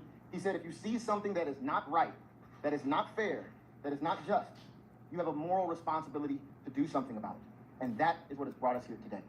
And I have the great privilege of introducing the chair of the Senate Elections Committee, my colleague and my friend, Sabrina Sabato. I am honored to chair the Senate Committee on Elections and Constitutional Amendments in this pivotal moment in our history. I applaud the Texas representatives for the courage they are displaying in resisting this Trump Republican power grab. California did not start this fight. We are proud of our Citizens Redistricting Commission. It is a gold standard in our country. But this is an emergency that requires an emergency response. California stands ready to respond. We will not sit idle on the sidelines while our communities are torn apart. This is a path to end the chaos. I would like to call up our speaker, Speaker Rivas. Well, good afternoon, everybody. And, since the moment that Donald Trump was sworn in as president, he has worked to change our country from a proud democracy to an authoritarian state. The stakes are high. That's why we are here this afternoon. They are that high. He's bullying universities to control what they teach. He's targeting news programs and late night shows, attempting to control what we watch. And here in California, masked ICE agents, without badges, without identification, they're shoving people into unmarked cars, disappearing them into detention centers with no accountability, and too often, no way for families to even find their loved ones. And let's be clear, they're not going to stop with the most vulnerable people, our undocumented residents. History tells us that that is not how authoritarianism works. We are only 7 months into this presidency, 7 months. And the more power they get, the more they will take. And what will they do with this power? More immigration raids, more arrests, more crackdowns, more attacks on our freedoms? Well, certainly what we can expect are more negative consequences for every single American. Because of Trump's policies, millions of Californians will lose their health care. And so we have to stand up now. We have a responsibility here in California to stand up and defend our democracy. And I'm proud to stand here with the brave Democrats from Texas who are doing just that. Texas Republicans, acting on direct orders from Donald Trump, are redrawing congressional lines so that there is no way to dislodge them from power of Congress. No way to hold them accountable. No way to prevent them from doing whatever they want. Well, as Californians, we're here to say absolutely not. If they're trying to destroy our democracy, you're gonna have to come through California. You have to come through California, where we are nearly 40 million strong in this state. We have the 4th largest economy in the world. And we have a proud tradition here in our state of standing up for the people's rights, of standing up for what is always in the best interest of our state and of this country. We will not allow Trump's Republican Party to rig this system and take permanent control of the U.S. House of Representatives.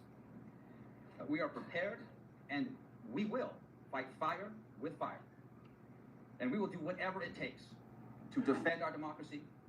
California will do whatever it takes to protect the voices, to protect the votes, and to protect the rights of every single American. And now I'd like to introduce and welcome my partner in the State Senate, Pro Tem Mike McCarthy.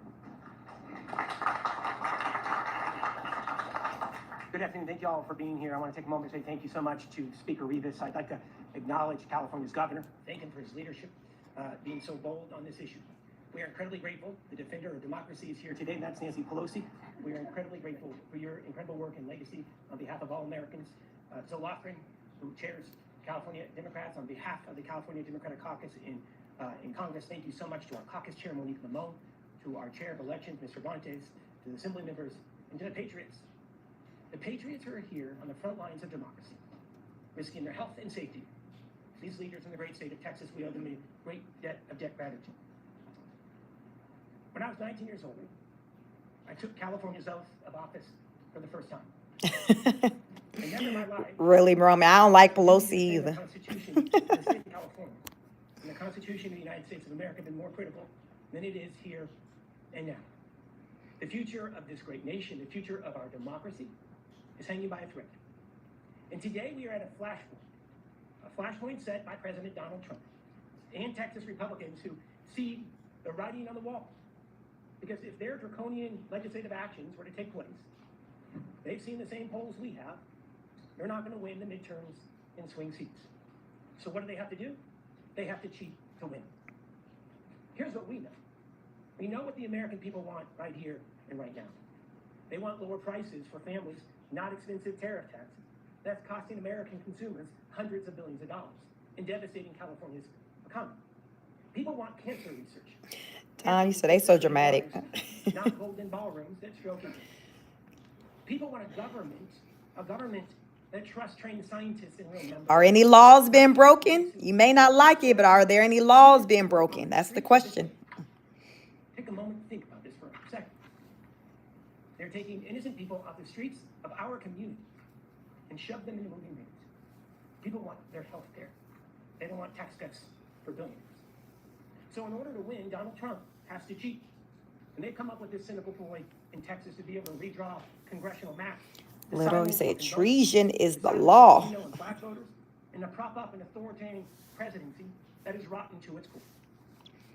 All of us here, we've taken that same oath of office, and I don't mean to get emotional about it, but it's incredibly personal to each and every one of us. And that's why Texas moves forward with this action.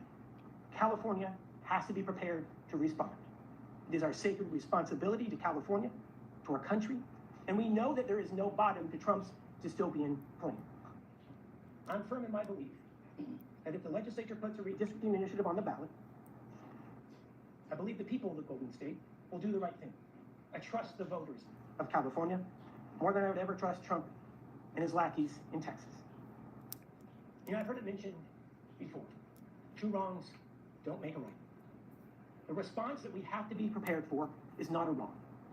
It's not a wrong to stand up for the Constitution of the state and for the Constitution of the United States of America in the face of those who destroy it for their own personal power and profit.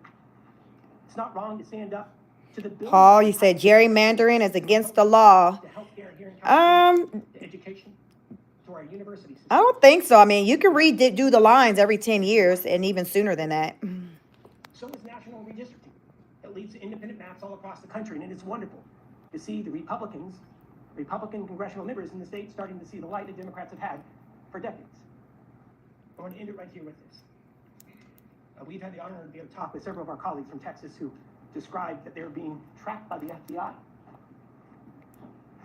Leaders in the state of Texas are being tracked by the FBI.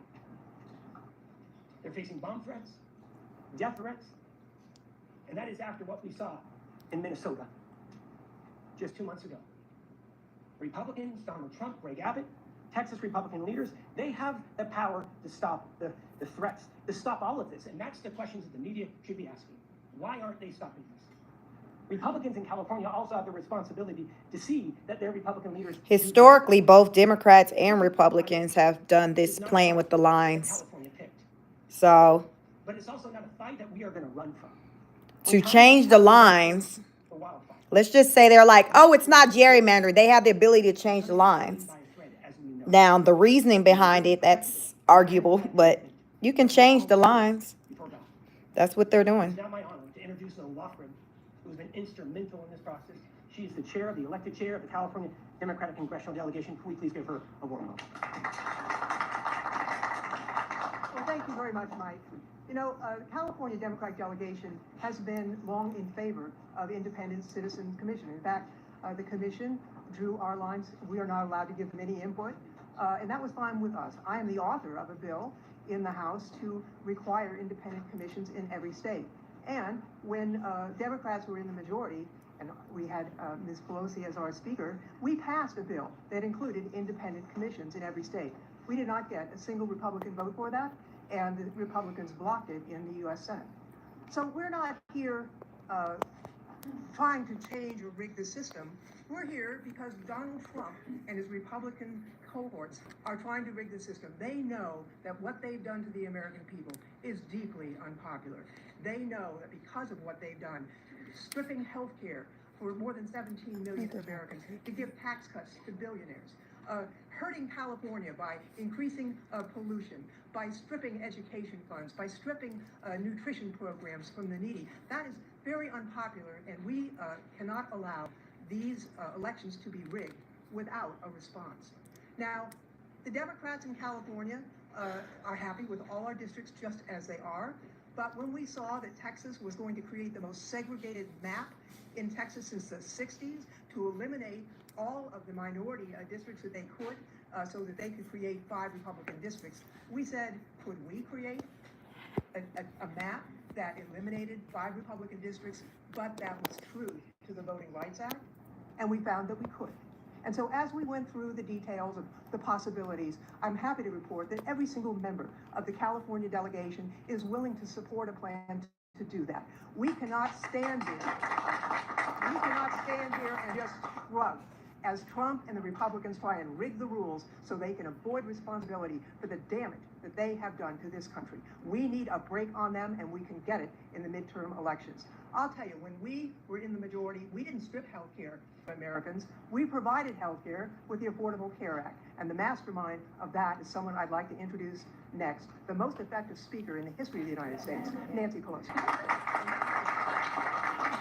Nancy got her J's on. Thank you very much, Joe. I think it's very clear from listening to our presenters so far that the Republicans are acting because they have bankruptcy of ideas.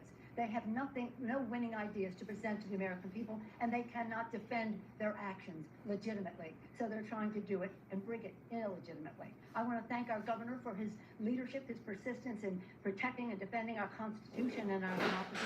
Thank you, Governor Newsom. It's an honor to be here with the Speaker of the Assembly and the President Pro Tem of the Senate of our legislature and hear their clear message about what this means to California, but more importantly, to our country. And I join them in welcoming the courageous members of the Texas delegation who are here.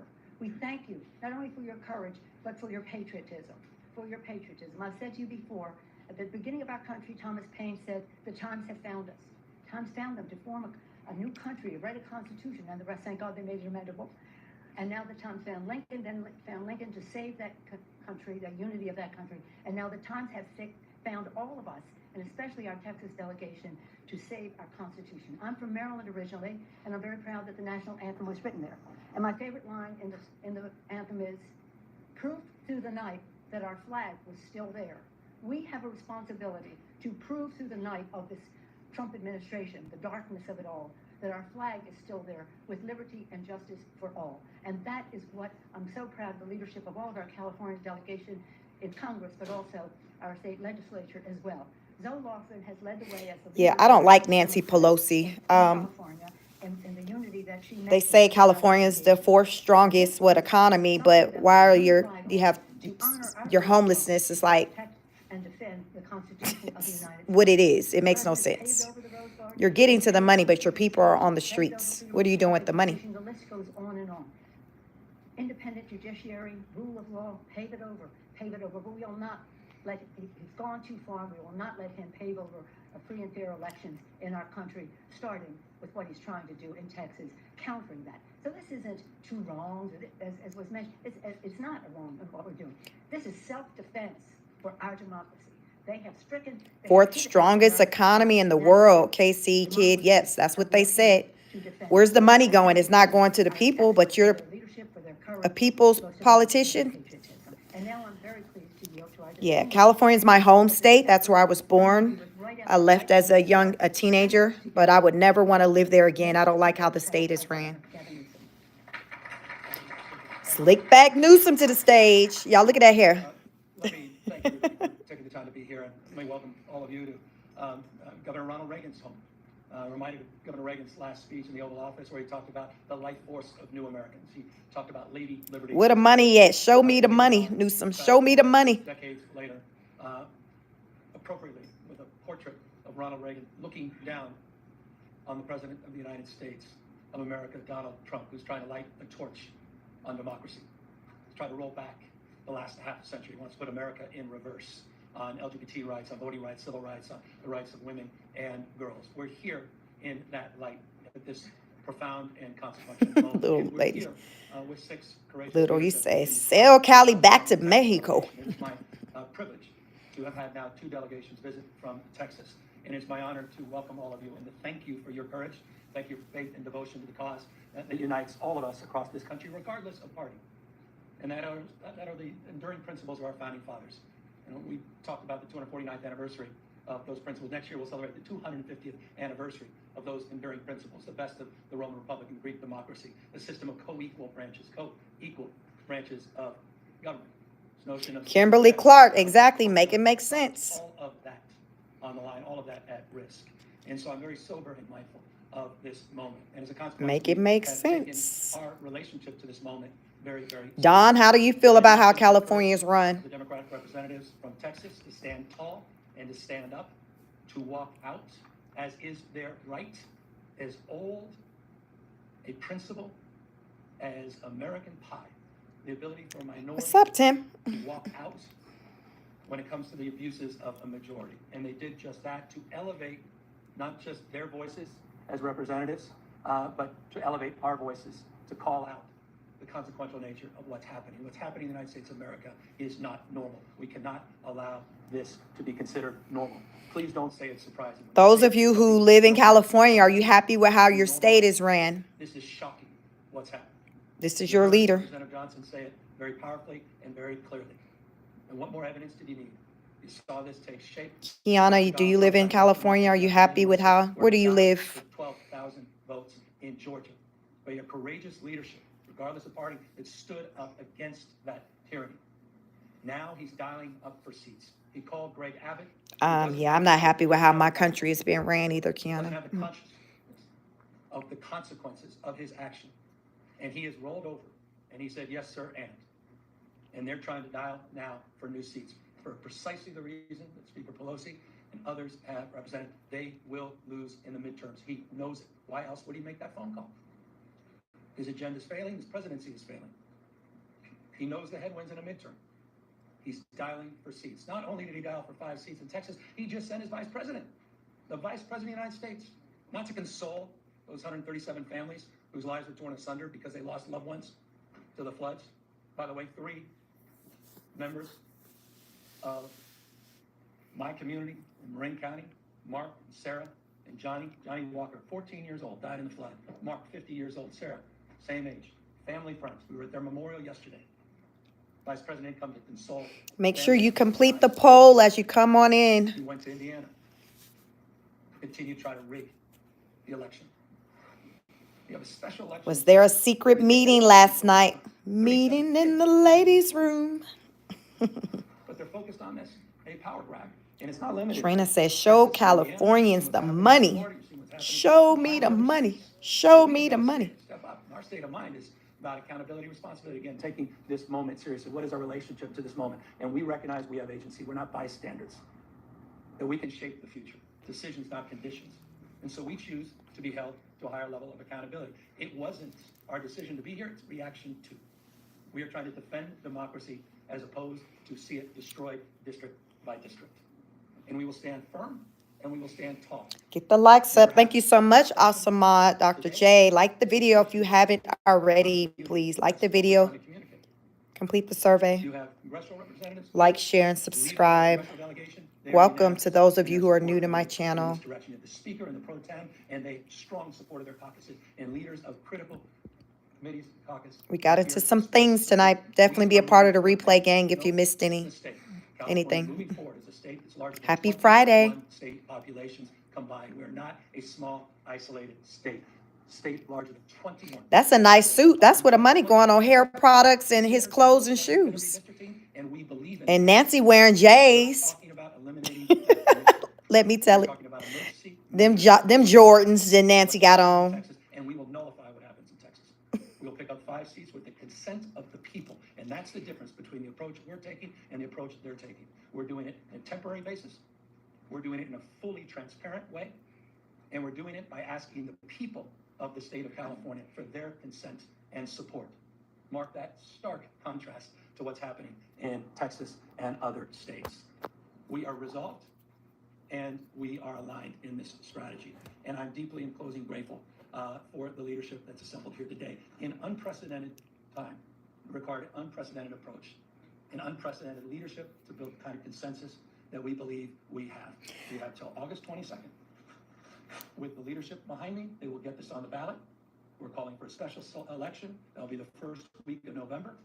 It will coincide with many other municipal elections. We will raise an unprecedented amount of attention, and we will garner an unprecedented amount of support because people understand what's at stake. Final words. Because I want to reinforce what the Speaker and the Pro Tem said. You have people disappearing in the state of California, quite literally disappearing. Warrantless search, people literally being taken from the streets. I don't think this, I know it. 16-year-old kid whose mom and dad working 20 years at the same packing facility, 16-year-old didn't even know about it, get back into his own home because mom and dad disappeared going to work. Young child had no brothers and sisters. That's Trump's America. That's happening as we speak. The Guard has been federalized. And by the way, Why Newsom ain't got this same energy for the homelessness in California? I'm just trying to understand, y'all. there is nothing normal about this. He only got smoke when it comes to the Trump administration, but Let me make this clear in front of he don't have the same energy when it comes to the state of California and the things he has control over. We provided the Y'all notice that? in federal taxes and we received. Texas, for whatever reason, for success and how Texas does punch above its weight, received 71 points. The most I've heard this man really talk and say with his chest is when he's had things to say against Trump. I am proud Interesting. to help them recover from these floods. No conditions, no politics. We're all in this. I was proud to send search and rescue teams to support the recovery of those floods. That's my responsibility. That's what it's like to be a member of the community. We're all in this together. The idea that we're even conditioning aid. And Clearly, he don't care about the homelessness. That's what's at stake with this conversation. It's not about lines. It's about drawing a line. And it's all about elevating a deeper consciousness of the line that Donald Trump continues to cross. It's not about him playing by a different set of rules. There are no rules for Donald Trump. This is a serious moment in American history. And so we are here to meet this moment head on. And we look forward to a successful campaign. And we look forward to continuing to do what we can to have the backs of these courageous leaders. Y'all, we in the Hunger Games. Sharing their Lord Jesus. As we share their action and passion and peril that this democracy may not live. With that, we're here to answer any questions. Are you taking any actions to fight? Yeah, we'll sue. I mean, this is a separate topic, but it's not necessarily disconnected from this topic. Donald Trump today is trying to silence academic freedom. He's attacking one of the most important public institutions in the United States of America, one of the finest institutions for higher learning in the world, one of the great research institutions in this country, one of the reasons California is the 10th pole of the U.S. economy, one of the reasons we have more scientists, engineers, more Nobel laureates than any other state in this nation. He has threatened us through extortion with $1 billion fine unless we do his bidding. So as long as I'm governor, I will stand tall and push back against that. One thing I do agree with Trump, I don't think that Gavin Newsom, aka Slickback Newsom, I don't think he's a good governor. I don't think he's running the California well at all. Some of those other institutions that have followed a different path. Given the timeline that you mentioned on the special election, it sounds like the California legislature will have 5 days to basically set the election. When will the maps be released to give the public ample time to at least review them? Well, that's a question for all of our folks here, but bottom line, it's going to be in their ballot box. It's going to be on their ballot. So it's about as transparent as it gets. Don said good speeches and fashion shows, huh, Don? That's where the money going. And that continues to be the case today as it relates to that map and that process that's going through. By the way, it's pretty transparent because these are familiar maps. We're looking at the money right now. 1,000 hours of testimony and public comment over the years, and they've bandied about many of these maps that have been seen before. So it's a very familiar process. It's not a very complicated process. It may appear to be, but it's not. But the process we want to make very transparent, and that's the idea of putting I'm not here for that big beautiful bill. and it's something that I think is foundational in terms of this. I've talked about it, but I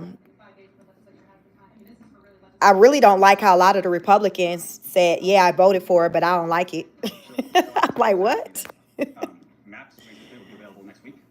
Our work began with the work that was already done as the government's mentioned. Yeah, I'm not here for it as a collective, but it's huge. It's a lot that's in it. But overall, I'm not here for the big, beautiful bill. I've talked about it several times on my channel, you all. If you're new to my channel, There is another state with a more transparent process where voters will get the ultimate. we've gotten into that several times. Please But let me know what it is, or if there's a state doing it, because, we are going above and beyond to ensure that, one, we are protecting the Voting Rights Act, and that we are sending. I'm mainly not happy with, the Medicaid piece and, the impact to the seniors and all of that. Yeah.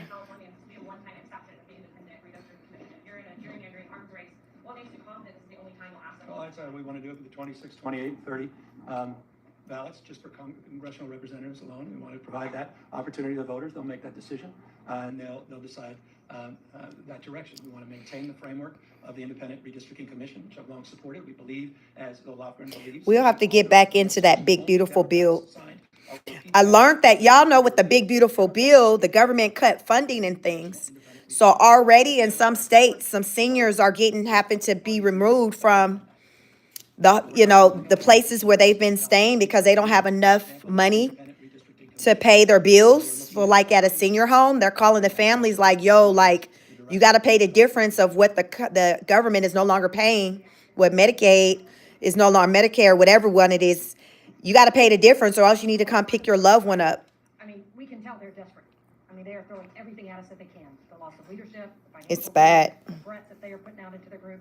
And then, of course, my colleague here, they have filed litigation to try to vacate seats. They are trying to overturn the will of the electorate before a time that's said, because they are afraid of voters. Not only do they want to take out 5 congressional seats and steal them, they now want to take out the representatives that are actually standing up against them, attempting to rig the next election cycle.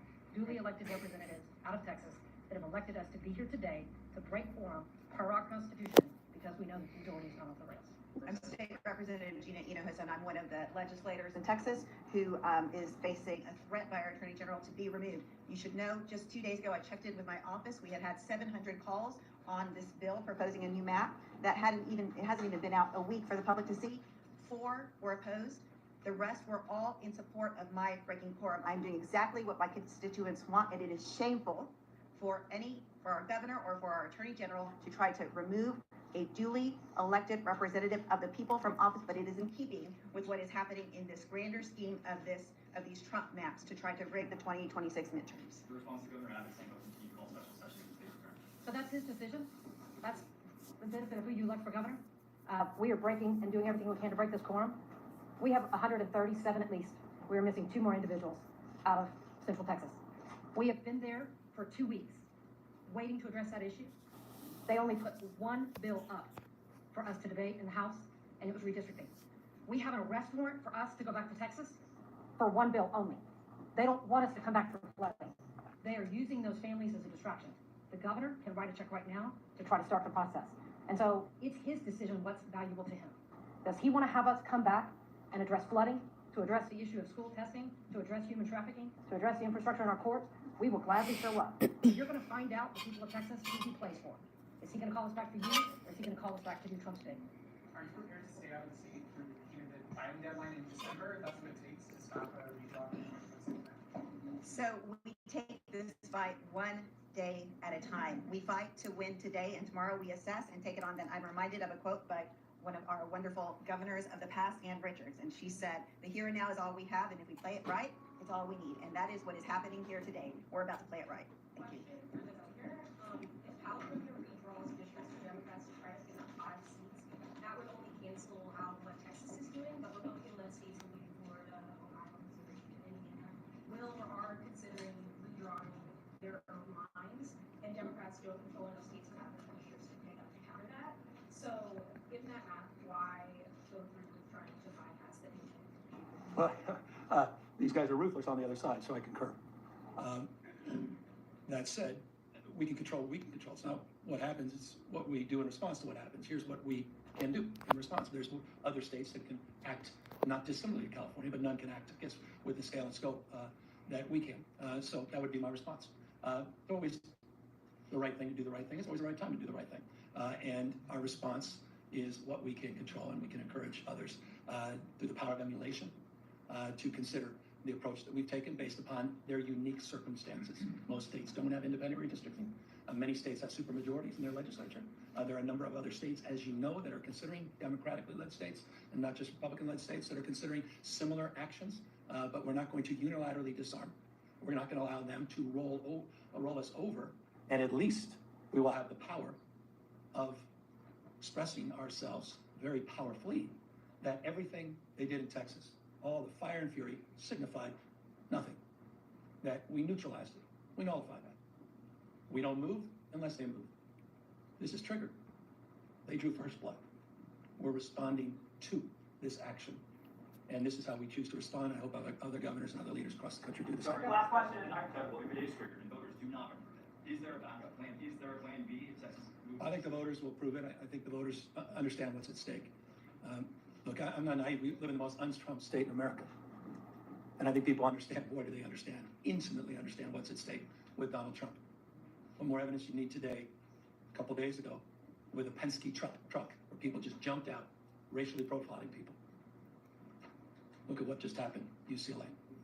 What more evidence do we need? And so I think I have all the confidence in the world in the wisdom of the voters of this great state. And I'm not just talking about Democrats. I'm not just talking about independents. We believe in independent redistricting. That will be on the ballot. We believe it should be nationalized. That will be on the ballot. We have the opportunity to send a message enough, and I believe Republicans, not just Democrats and independents, will meet that call, and we will overwhelmingly support this change. Thank you. There you have it. So we see that some of the, it seems like the state the state lawmakers from Texas went to different states when they left Texas. So this is California, where we've seen some of them And I think there are some in like Chicago, New York, or whatever. But nonetheless, they ain't in Texas. They are not in Texas. And so I understand the fight, you know, the concept with what they're trying to do, the mission or whatever. I just feel like it's something that's taking place as far as where law officials will leave the state, run from the vote or whatever. But it just seems like from what I've seen historically, it hasn't really worked like that favorably. Like, to me, it just comes down to whoever's the leading party for that particular state. That's just an upper hand that they have. So if you don't want your state to be Republican ran or Democrat ran, you got to get out there and vote, or you got to just move to a state that's run, underneath the type of leadership that you want, whether it be Democrat. I live in Georgia. It's pretty much a Republican ran state. I'm from California. I left there when I was like a teenager. My mother had a job transfer, so that's how I moved to Georgia. But I don't like how California is ran. They set up there. I've heard Slickback Newsom say many of times how California is getting to the money. What they said today just now, that they're the fourth richest economy in the world. Like, but your homelessness is like it's up there. Like, how you number 4 with getting to the money, but your homelessness is like up there, number 1, number 2? Like, make it make sense. So you're saying you get into the money, but you're not putting the money towards the people. Where's the money going? Like, I see in your look from head to toe the money going there, but where's the rest of it?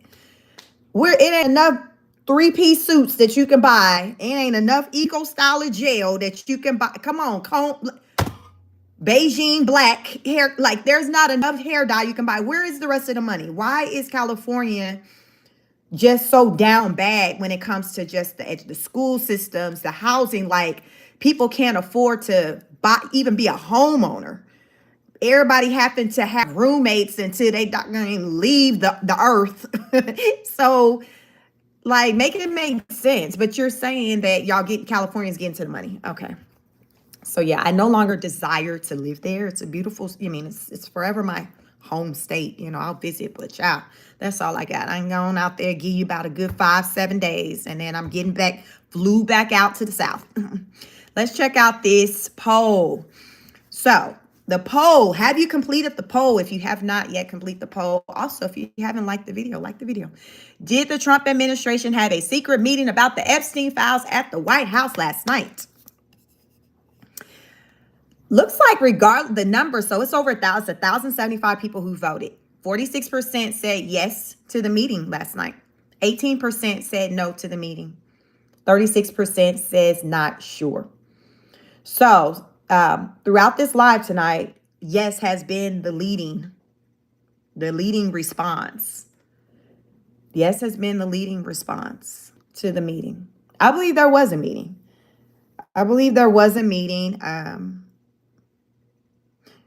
It makes sense that they're having meetings because, like, the story isn't going away. I told y'all they need Olivia Pope. Y'all ever watch Scandal and Olivia Pope? This is giving Trump, if Olivia Pope was a real thing, he'd be like, listen, Olivia, listen, Liv, listen. Listen, we need you to come through. We need you in the infamous white coat to come on through, because there's not enough conversations they can have, you all, to make this go away. This isn't going anywhere. Y'all, I don't think the people are going to shut up and not talk until he's been lawfully accused of something, where legally, from a legal standpoint, a judge, somebody have said, hey, Trump, you have this charge against you. I don't think the people are going to stop. And even then, they still not going to talk, because now the conversation is going to be like, I told you so. I told you so. It's not going away. This is now the legacy. I feel like this is now Trump's legacy. Like, this whole Epstein thing. Like, I think this is the Trumpstein, Neptune said. Y'all, do y'all think, Trumpstein, do y'all think that this is going to be his legacy? Like, when he go out, like, is this what people are going to be talking about? Trump's connection to the Epstein files. It's not going away. It's not going anywhere. And I think that Trump is in his feelings about that. I think he's in his feelings about that it's not going anywhere, which is why we'll hear him say bad words and do things that some may believe is out of character. I don't know if it's out of character for him, but it's not every day we hear Trump just cussing on camera, you know. So I think he's bothered. He's annoyed. I think we're dealing with someone whose past is catching up to him. What they say was done in the dark will come out in the day. I don't think Trump moves today in present time in a greasy way like what he's been accused of as far as with this Epstein stuff. I don't think that's how he moves today. But I do think that that's how he has moved in the past. Trump is what, 77, I think? No, he's 79. I think he's 79. I think he just turned 79. We all have a past, but some people's past is more shaky than others. Kiana, you said he's so bothered. He's in his feelings because it's not going anywhere. He's annoyed by that. He's annoyed by that. It's like it's a thorn in his behind, and he's so upset. And you all, here's the thing. I always say on my channel, so if you're new to my channel, welcome. I'm Chic. I have actually 2 channels. This is a channel I talk like all things politics. It was my smaller channel. Now it's the bigger channel. My other channel is just Chic Speaks. I talk about all other stuff. So like I may talk about Diddy trial stuff, whatever. But all the other shenanigans going on in the world, I'll talk about over there. This is just kind of just political talk. That's just how I separate the content. It is what it is. But I talk about how people have low attention spans. Like you all ever notice, like when something hit the news, it normally don't stay there that long. It'll be there for like maybe like a week or 2. You just let it ride out. I always be like, yo, let it ride out. Like people gonna move around. You're just only a big story until the next big story. You're the story into the next story. You just kind of just got to let it ride out. And y'all, riding out usually don't be longer than maybe like a couple of weeks. Like it really don't be that long. But with this situation, it hasn't. I'm back. It has. If you're not new to my channel, y'all know one thing for certain: Chic phone gonna die out or it's gonna overheat. So we're back. We are back. We're back. So what I was saying is that a lot of times, like, you just got to let the story ride out. And, you're the big story into the next big story. But with this Trump, that it hasn't worked out that way to where another story has come along and just replaced his story. It hasn't happened. It hasn't happened. And he's been trying, I feel like, to put out different things to move our attention to something else, like with the whole Russia situation with Obama. What else he got going on? Right now, there's been talks with the tariffs, that's going on. The job market numbers. He fired the lady, Erica, the statistician who put out he said that she lied about the numbers for the jobs for May and June. So I feel like, they've tried to kind of redirect the people, but it just hasn't worked because this story is too big. This story is too big. People are not trying to move past this situation with the Epstein files. And I think the reason why they're not trying to move past it is because of just the egregious, the allegations, like sex trafficking, dealing with kids. Like it's hitting home for so many people to where it's just like people can't overlook it. It's just like from a moral compass, like people are like, I can't overlook this. Like I can't forget about this. Like I gotta know, like, if you were a part of this or not. Like, I gotta know. I just can't sleep at night unless I come to learn if whether or not you really were a part of what Epstein had going on. And you're the president. You have the highest seat in the office. You're the most powerful man, really, arguably in the world, but for sure in the U.S. Like, we got to know. We got to know. We got to know.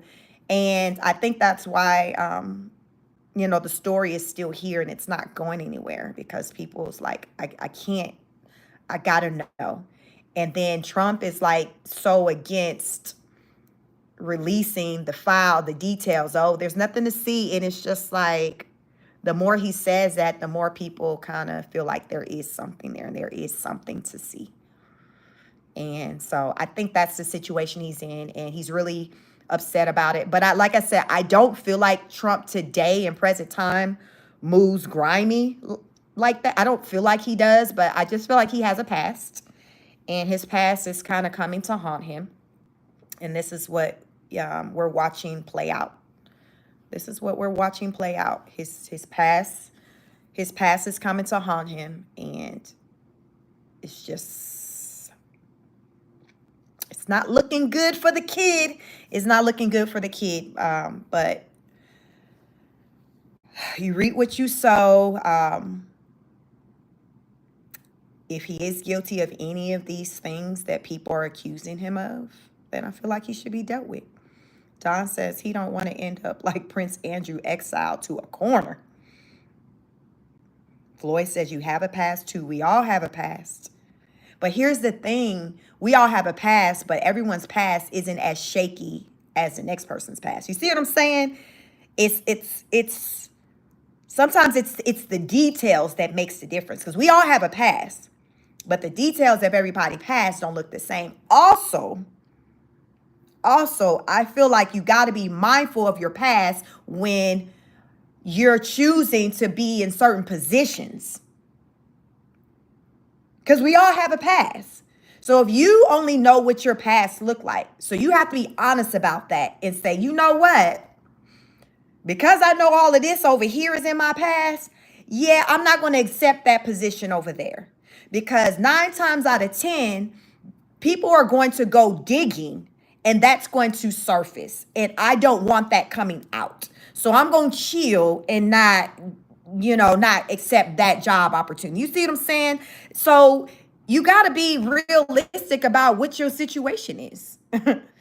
You got to be realistic about what your situation is. Only you know your story. You know your story. You know if you got some skeletons in the closet that can really end you, that can mess up your name, your legacy. You got to be honest about that. Trump knew what his past was before he decided to say he wanted to be president. But I think sometimes people just get so used to doing what they want to do, how they want to do, with who they want to do. They feel invincible, untouchable, to where they're like, oh, it doesn't matter. It doesn't matter. I haven't gotten caught. I mean, I've been fine up until now. It's the arrogance. Narcissism is all of that. Because you get used to being able to move a certain way and not have to deal with any consequences. What has you to be motivated to move or operate any differently? If the way you've been moving, you've been able to just still in your mind win, you're like, okay, there's no incentive for you to move around and do something different, right? Because you haven't had to deal with any consequences. To me, Trump's life doesn't show that he's had to really deal with any consequences, just like with Jeffrey Epstein. Jeffrey, years ago, earlier 2000s, he had gotten accused of trafficking stuff, dealing with just whatever. He cut a deal, didn't have to do any jail time. But guess what? He got away with it. So he continued to play them stupid games that ultimately had him to win a stupid prize. This is what happens when people continuously do what they do and just not have to deal with the consequences or repercussions of what they're doing. They're able to still get to the money, get the rewards, get the accolades, have all the riches, be in the rooms with all the famous people. This is what happens. Diddy is an example. Sean Puffy Combs is an example as well. It's like these are people who you start to feel invincible, untouchable. You feel like the God complex. The God complex. And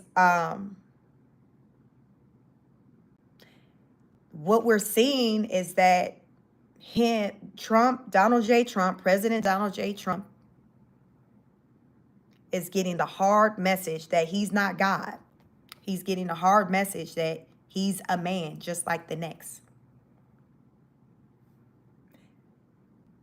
And he's taking that quite hard. It's like, I'm Donald J. Trump. I'm not like that man. I got my money is this. I'm the president. At the end of the day, you're still a man.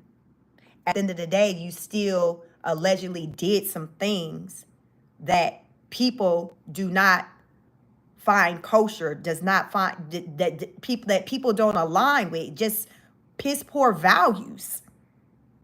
So right now, people not looking at how much money he got or that he the president. They're looking at his moral compass. And he's like, no, don't look over there at that. Look at this. And people like, nah, player, I got to look at that. I cannot unsee that. Like, I got to look at that. And he's upset because there's nothing he can do about it. There's no amount of money he can throw to somebody to have them to look the other way. There's no nice gifts, trinkets, watches that he can give somebody to have them look a certain way. There's nothing he could do. And he's crashing out. He's wilding because there's nothing he could do. And I truly believe this is the first time he's ever felt like this, that he's been in a situation where he's felt like, damn, like there's nothing. I think it's a hard pill for him to swallow because he's never been in this position. Just think about anything you've ever known about Donald Trump or you've seen him go through.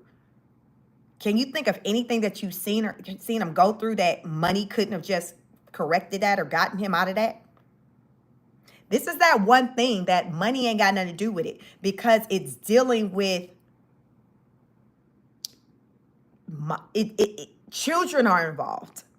Y'all know when you throw kids up in the mix, it just changes the game. Like throw some kids up in the story.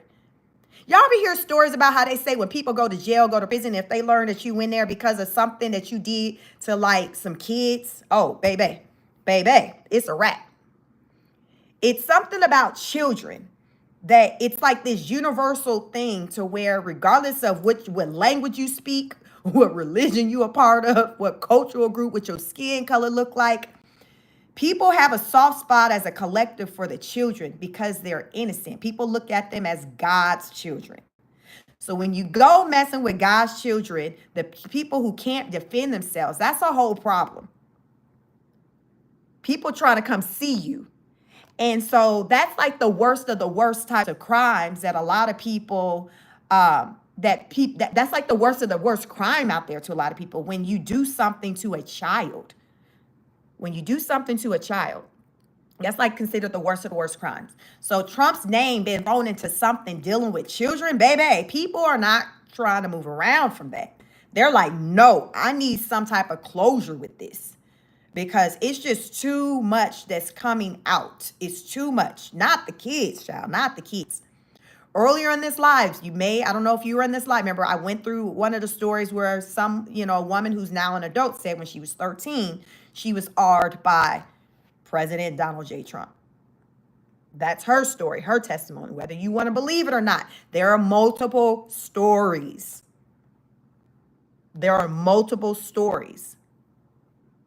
This man ain't looking no better than Diddy.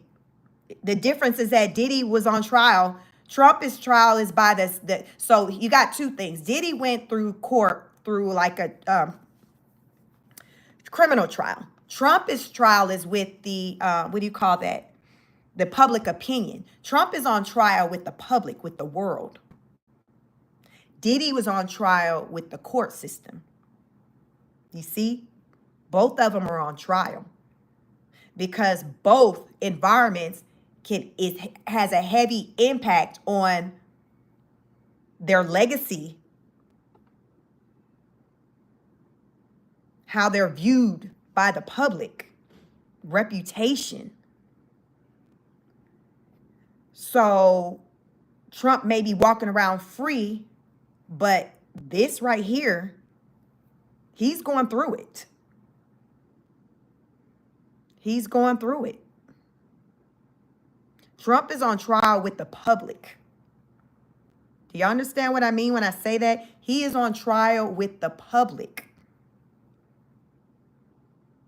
It's like everybody in the world because he's the president. So this is global. It's like everybody's a juror. Everyone has an opinion. He's on trial. I say he's on trial with the public. This is why he can't move around from this. Anytime you go somewhere and you see Trump's talking right now, so pay attention as you're moving around on this internet, you're listening to him speak on these different news outlets, wherever he is. Look in the comments and see what people are saying. Epstein files, Epstein files, Epstein files. People are still throwing that out. And when they are throwing that out, they're not throwing it out of saying, Trump, they need to leave you alone. You're not a part of that. They're throwing it out in a way to where they feel like he is a part of it. He is in it. He is connected to it. So it's not in a good way. So that's why I say he's on trial by the public. That's why he's upset. It's not going anywhere. There's nothing he can say or do to have people move around. He wants people to move around. Move to the next story. Talk about Biden. That's who you need to be. Talk about Obama. He wants you to talk about everything other than the Epstein files. And people are like, nope. Nope. Nope. No, we want to focus on this. And Kiana said deflecting. We want to focus on this. And he's upset because he can't control the people to make the people focus on something else. It's not working. He's trying it. What they say, he tried it, but it's not working. And I understand why it's not working. Because like I said, this story has kids involved. And many of the American people are parents. And here's another thing, you all. Many people have been victims. Many people are victims of SA. Many people are victims of SA. So, people who are victims, who are survivors of SA, they're sensitive to stories of other people. They're sensitive to stories of other people who are survivors and victims of SA, you know? They're not so quick to kind of dismiss it and turn the other way. That's why so many people are tuned in, because people, I told you, the stats is just crazy with how many people, I think what they said with women or people, 1 in 3 people have been a victim of SA. Like, there are so many people who are victims or who are survivors of SA. It's crazy. It's very unfortunate. It's very unfortunate. So it's like when you hear a story centered around SA, like it hits home. It hits home. So you're like, oh my God, I can't believe they did. Oh my God, I know how she may have felt. I remember feeling this way when this happened to me. Like, people can relate to that. Y'all, this story isn't going anywhere. It's not going anywhere. I truly believe this will be now his legacy. Like, this is what, when Trump is no longer here, this is what most people will be talking about. The Epstein files. They're not going to be talking about, what was his show? What was his show, y'all, that he had that was popular on television? They ain't going to be talking about that. Floyd said the Nobel Prize for Trump. They're not going to be talking about that. And his grifting. Kiana said they're going to talk about this grifting. Brad said the Russia all over again. Neptune says big, powerful men, pedo rings. Like, y'all, like, that's the thing. Like, how often are we hearing about just pedo stuff? And people aren't here for that type of behavior. And the fact that our president, the president of the United States, name is thrown in the mix with pedo trafficking, like, it's just a bad look. The Apprentice. When Trump is no longer here, y'all think people are going to be talking more about The Apprentice or Epstein files? Which one of y'all think most people are going to be talking about when his name come up, when this man is just long and gone? The Apprentice or the Epstein files? When the last time y'all heard somebody talking about The Apprentice?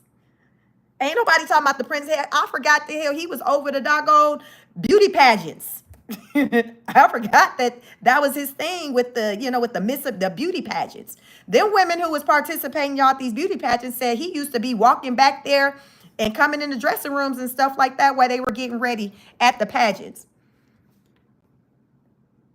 And I heard him say on record, like he had to kind of go and see some stuff just to make sure everything was all good. So like, no, like he done messed his little legacy up. He didn't mess it up for the family, for the Combs family, and Trump has messed it up for the Trump family. It is what it is. Both of these men have messed up their legacy. Both of these men have messed up their legacy. Yes, very sad. It's very sad. Very sad for the families that their kids, the family members who didn't have anything to do with that. And now when they're long gone, they're the ones who have to live with whatever they left behind, the nonsense. They still got to navigate through the world, go in rooms with people knowing the things that their parents were actually tried and convicted for, or even accused of. Like, these are crimes to where you don't even want to be accused of. Trump has not been convicted or anything, but he's been accused. That's why I say he's on trial by the public. Which is pretty bad. Right now, this is bad for him. This is not a good look for him at all. It's not a good look. Even though he may like he's not going to be going to jail. I don't see this man ever going to jail. He's not going to jail, but it's pretty bad. It ain't looking good for the kid. It ain't looking good for the kid at all. At all. Reputation is just tarnished. It's just long gone. Like, it's done. Little lady says he owned the pageants, and yes, he was the boss who, yes, had to check on things. He's not done anything wrong with Epstein, or it would have been all over TV years ago. Russia 3.0. My thing about it, when it comes to these Epstein files, I don't think that Trump is the only big name in it. I think that you have people from across the different parties whose names are in it. Democrats' names. I believe there are some Democrats. I've heard talks about Clinton's name being a part of it. Like, I don't think it's just Trump. I think there's people from both parties who are caught up in it. So both parties have good reason to not push for these files to be released. So when people say, well, when Biden was in the office, if Trump was in it, why didn't they release it then? Well, have you ever thought about maybe some Democrats being in those files?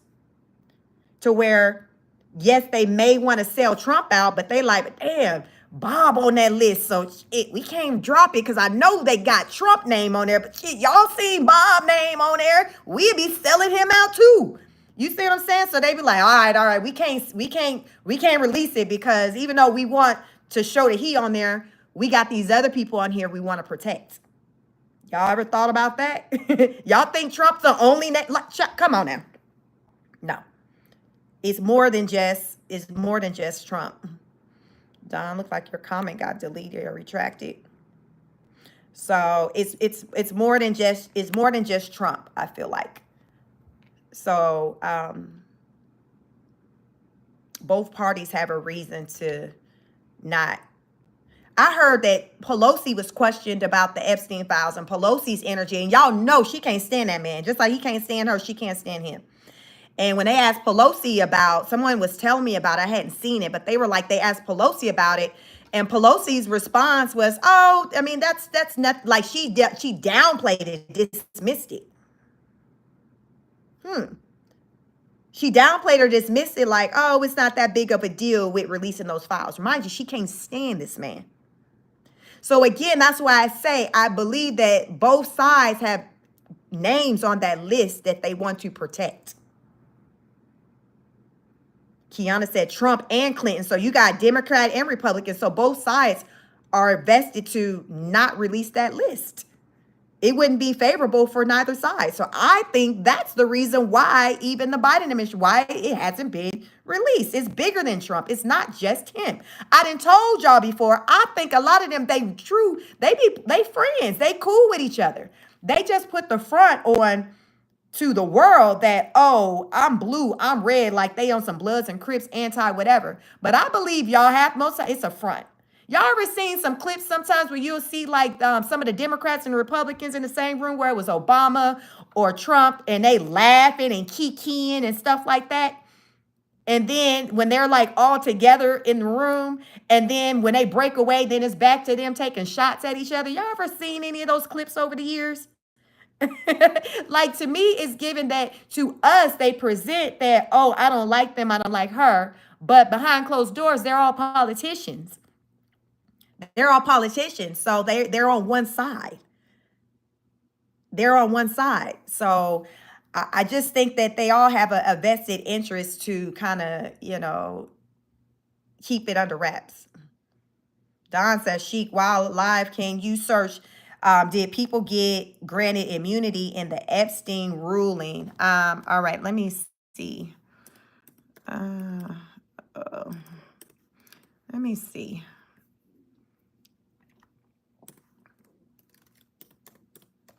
Let me see, before my phone died again, y'all. My phone be overheating. I be having these chargers connected to it. Got all this heat, these lights and stuff. Did people get...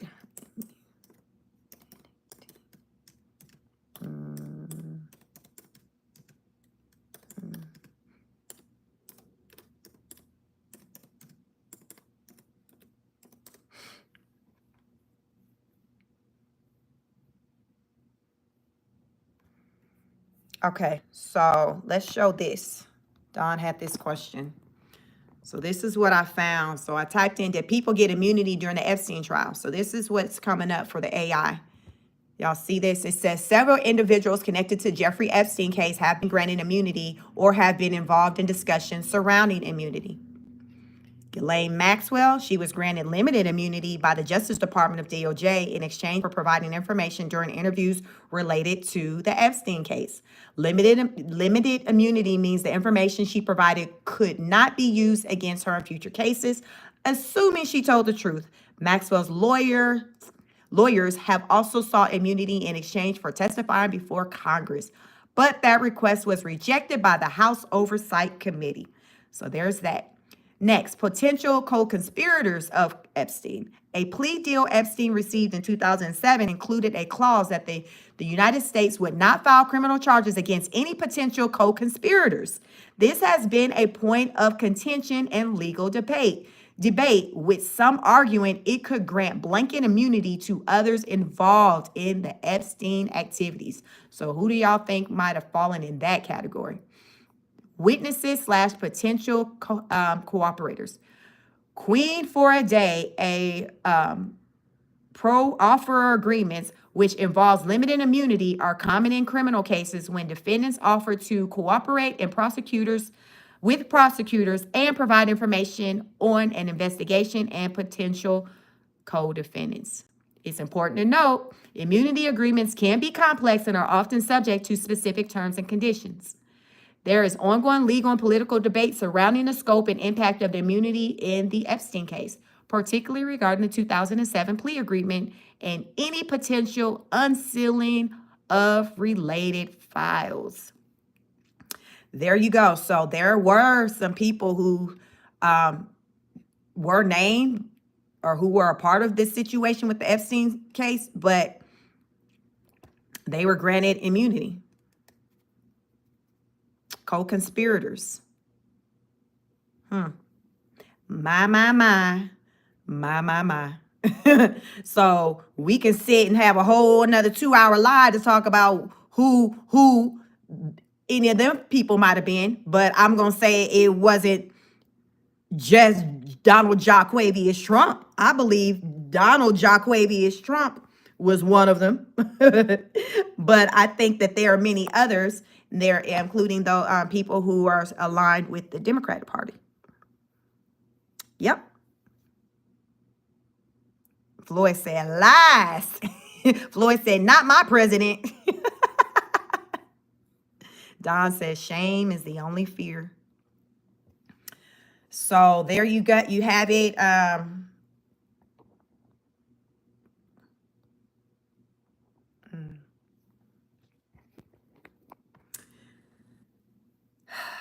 Where there's smoke, there's fire. I'm going to say that. I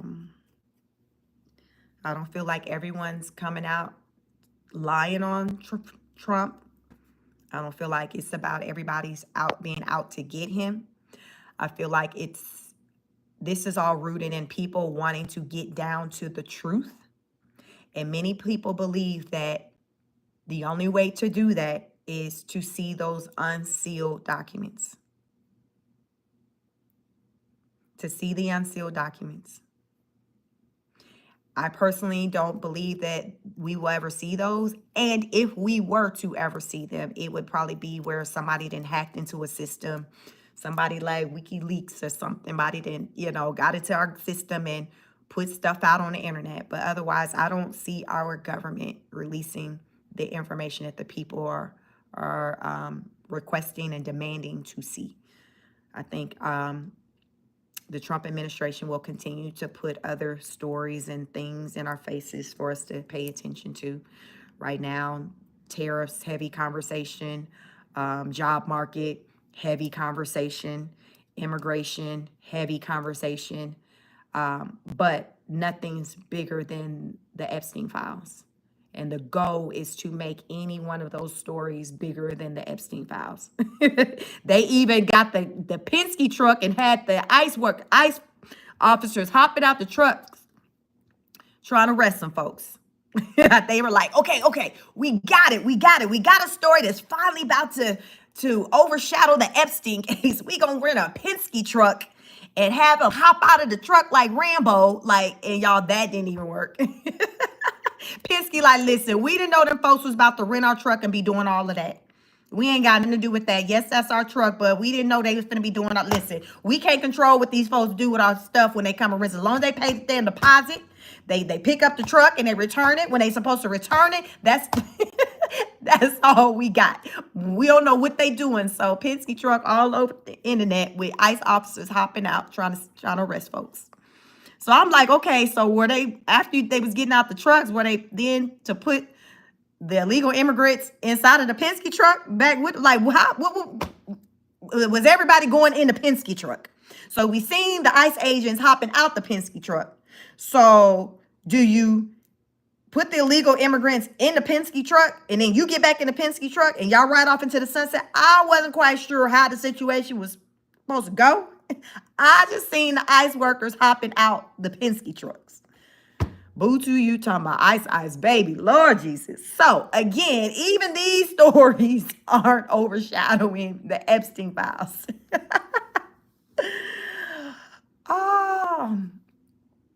On that note, y'all, it's been real. Let's check once again. Before we get out of here, so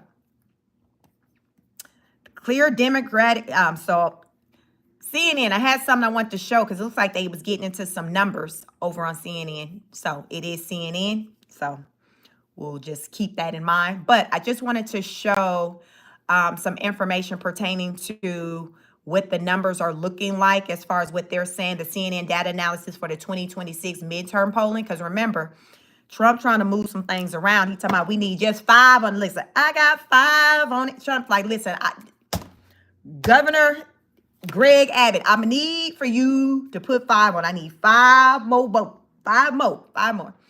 So CNN, they're playing around with the numbers, trying to see something. So I want to show you these numbers before we get out of here to see what may be a contributing factor to why Trump may be running scared or maybe nervous about the outcome of the midterm of the election. So, but yeah, so come on in, like, share, subscribe, complete the poll, and let's see what CNN talking about. Fair use. Recent polls have shown that Democrats are facing an uphill battle ahead of the midterms, but some new numbers are offering maybe something of a different picture. And that is what Harry Enton is back and digging into. potentially signs of a turnaround, perhaps, Harry. What are you seeing on the generic ballot? Okay, so, we're talking about warning signs for the Republican Party, and I will just say, uh-oh, for them. That is the phrase of the day, uh-oh. Democrats lead the generic congressional ballot, and you can see their lead is expanding. It's becoming bigger. Look at this in spring. CNBC, it was 2. Now it's 5. How about Ipsos? It was 1 for the Democrats. Now it's 4. How about the Wall Street Journal? It was 1. Let me And now it know. is 3. Y'all Now, think the these average numbers is real? 4, which is up from just about a point. That's about a 3-point move on average in the Democrats' direction. And of course, Kate Paul, when this is coming amidst the fights over redistricting, I think there are going to be a lot of people wondering, wait a minute, are Republicans wanting to change the lines because they are losing, which they absolutely are on the generic congressional ballot at this point. Democrats are winning, Republicans are losing, and maybe they're trying to change the lines in order to give themselves a little bit more wiggle room, given what we're seeing a clear Democratic momentum on the generic congressional ballot. How does it break down when you look at party ID? Think about it. There got to be a reason why Trump is pushing to have the lines changed in Texas. Just using common sense. Why else would he want to have the lines changed? I'm just saying. Take a look here, the party ID margin, Democrats versus Republicans. Look in Q1 of this year. Quinnipiac, Republicans had to leave a point. Abbot was tight. Look at where we are now in the latest measures. Again, Democratic momentum. This is a 5-point move to the Democrats, according to Quinnipiac. Now they're up by 4 on party ID. How about Gallup? What we see is Democrats ahead by 3 points. So again, what you're seeing is clear movement towards the Democratic Party on a very key metric, because if you're identifying as Democratic, you're far more likely to vote for the Democrat. If you're identifying as Republican, you're far more likely to vote Republican. And I will note, Kate, that this is a change from last year, especially among Gallup, when Republicans held a rare lead going into the 2024 election, and then, of course, foreshadowed Donald Trump winning, foreshadowed Republicans taking the House, taking the Senate, and now, of course, Democrats are ahead here. This is a big uh-oh for Republicans as we are at the midpoint of 2025. But you see some signs as well, even beyond polling that you've been looking at, you think indicate. Yeah, okay, so this is a polling, right? You're looking at party ID, you're looking at the generic congressional ballot. How about the special elections? Look at this. In the median 2025 special election so far, Democrats in these different districts, get this, they're doing about 13 points better, the median Democrat, than Kamala Harris did in those same districts last year. That is a huge movement. And last year what we saw was, in fact, when you compare the 2024 special election results back to the Joe Biden baseline of 2020,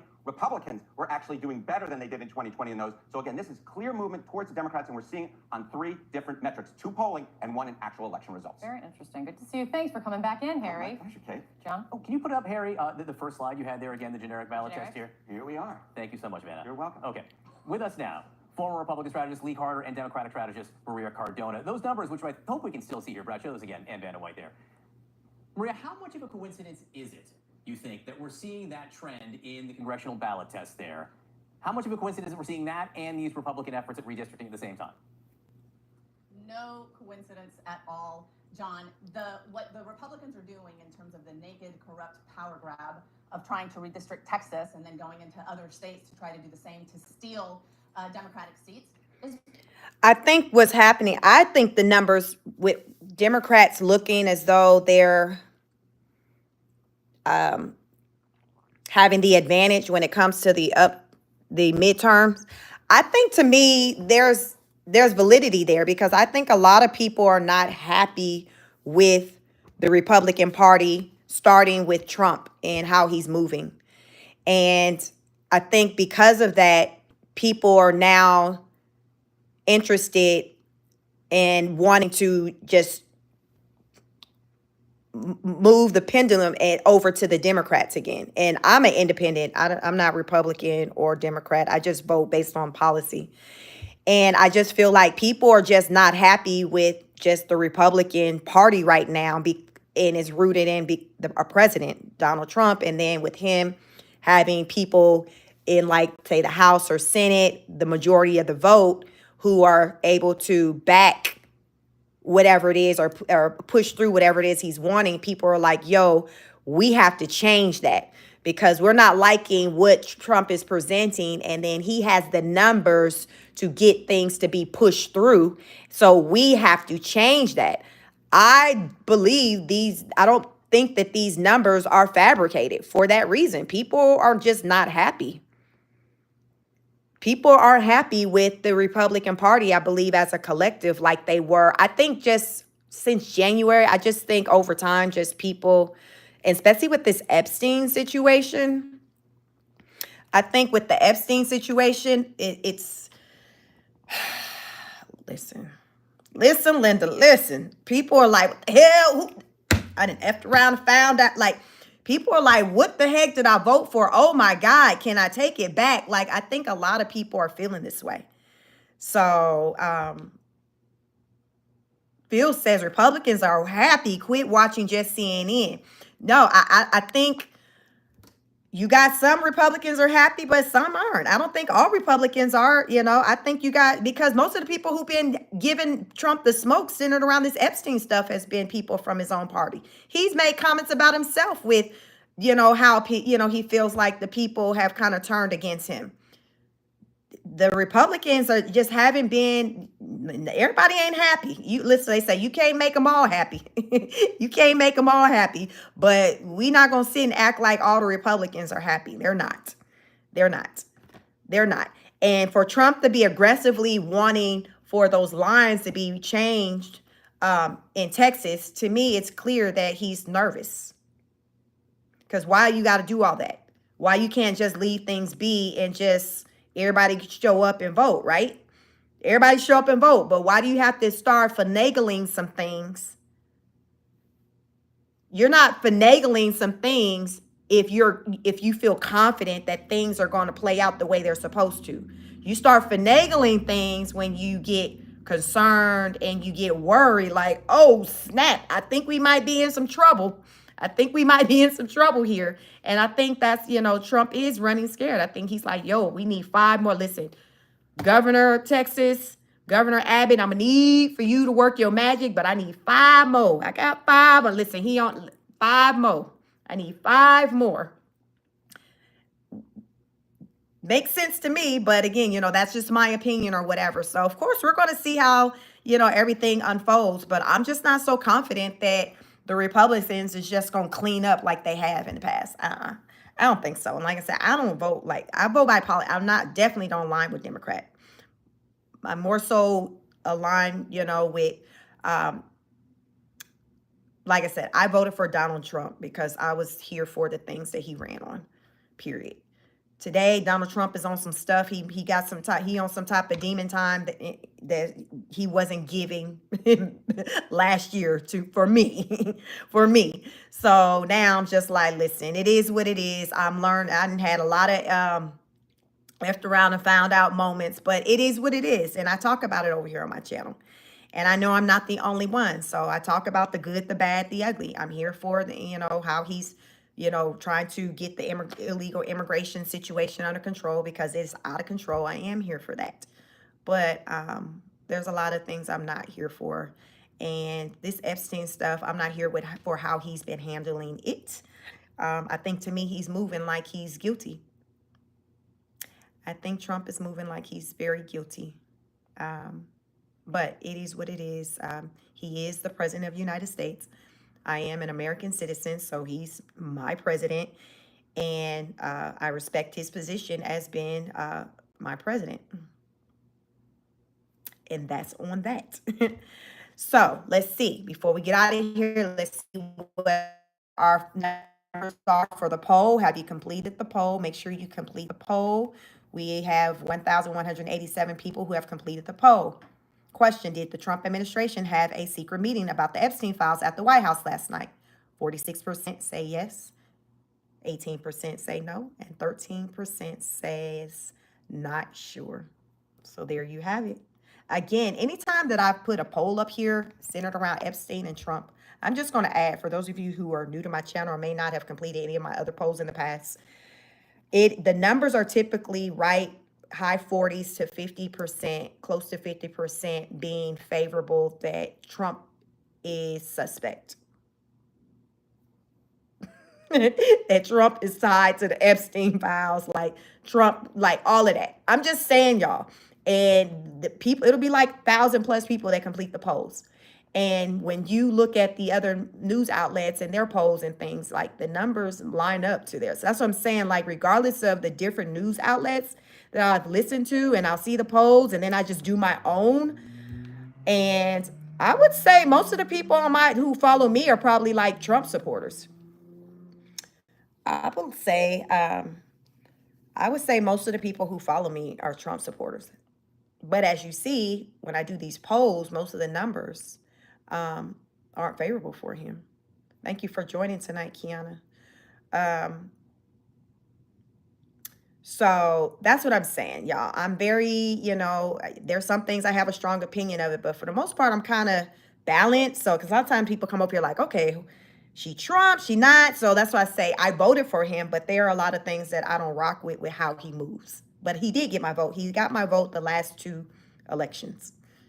The first time he ran, he didn't get my vote. I did not like him.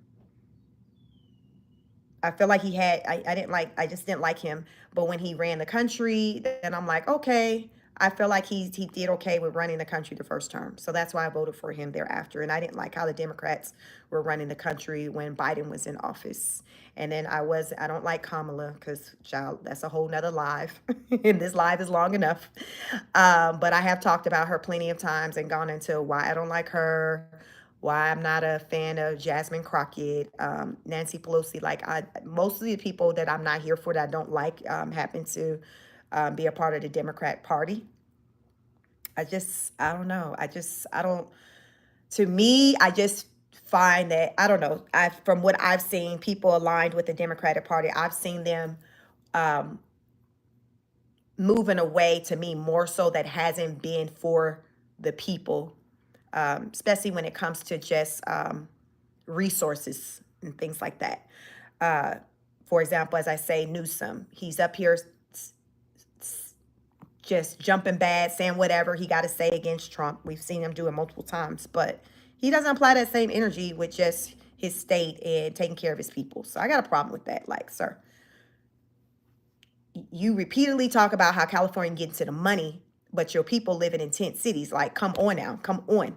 Like, make it make sense. How y'all get into the money and your people are poor, homeless, they ain't got nowhere to live. People can't afford housing. Like, make it make sense.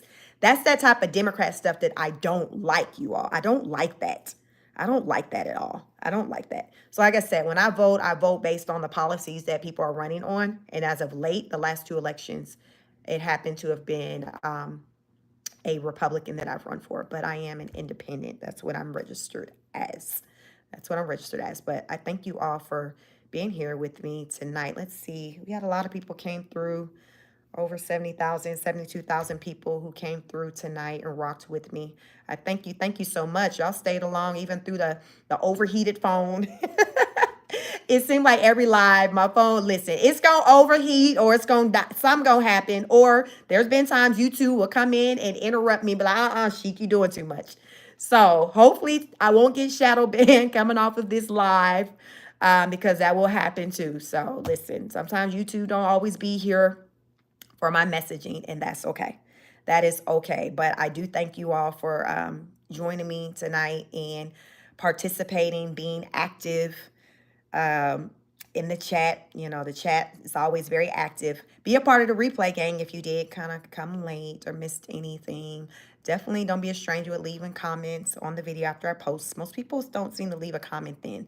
They'll be real active in the chat, but they don't leave a comment on the video. So don't be shy. Definitely leave a comment on the video. I like comments. I do respond. And yeah, I just, like to come out here, talk my talk, do a temperature check, learn your thoughts, and that's on that. Thank you so much. You all be safe. Have a good night. And I like to say go out into the world and show up in a way in which you want others to show up for you. Like attracts like. Be a nice person. Don't be out here mean. Don't be cussing people out like President Trump is because people ain't moving away from these Epstein files. Listen, what they say, you get more with honey. You get more with honey. So that's how I like to live my life. You get more with honey, right? So be a nice person. Be a nice person. Smile. I don't know. Make sure you have you're subscribed. You have your notification bell on. Tomorrow, college return day. I take my son back to college tomorrow. School started here in Georgia. Take my son back to college tomorrow. So I may not be live. I may go back live on Sunday. So stay tuned. Stay tuned. I'll be back soon. So just make sure you got your notification bell on so you know when I go live. Because child, I be real random over here. You rarely gonna see a scheduled live over here. I'm just not organized like that. The way my life is set up, I just hit the button and get talking for hours. On that note, thank you so much. Thank you for my awesome mods that did hold it down. Hopefully y'all didn't do my mods too bad. I only seen maybe like one of them in here tonight. I got maybe like 4. So I hope y'all didn't do them too bad. But yeah, normally I don't do a Friday night live, but this was impromptu. I was like, hey, let's tap in with the people this Friday. If you're new to my channel, usually on Tuesdays and Wednesdays, I'll do a car chronicle. So in the morning, like during the 7 o'clock hour Eastern time, I'll go live as I'm driving into the office. So yeah, if you're interested in any of that, you can check me out Tuesdays and Wednesdays when I go live when I'll drive in the office. So most weeks that is my schedule for a Tuesday and Wednesday. Any other days around those days, it's just kind of random when I'll pop out. It is usually like on a weekend. So you want to make sure you have a notification bell on so you know when I pop out on y'all. Like Kendrick Lamar, sometimes you got to pop out on them. I told you I'm from the West Coast. You do my little W West Side. I'm from the West Coast. I'm from the Bay Area. But I do live in Atlanta, Georgia right now. So that's where I live with my hubby and our 3 beautiful children. So thank you so much. I appreciate you all and all of your support. And thank you for tapping in with me, and have a wonderful night. Peace.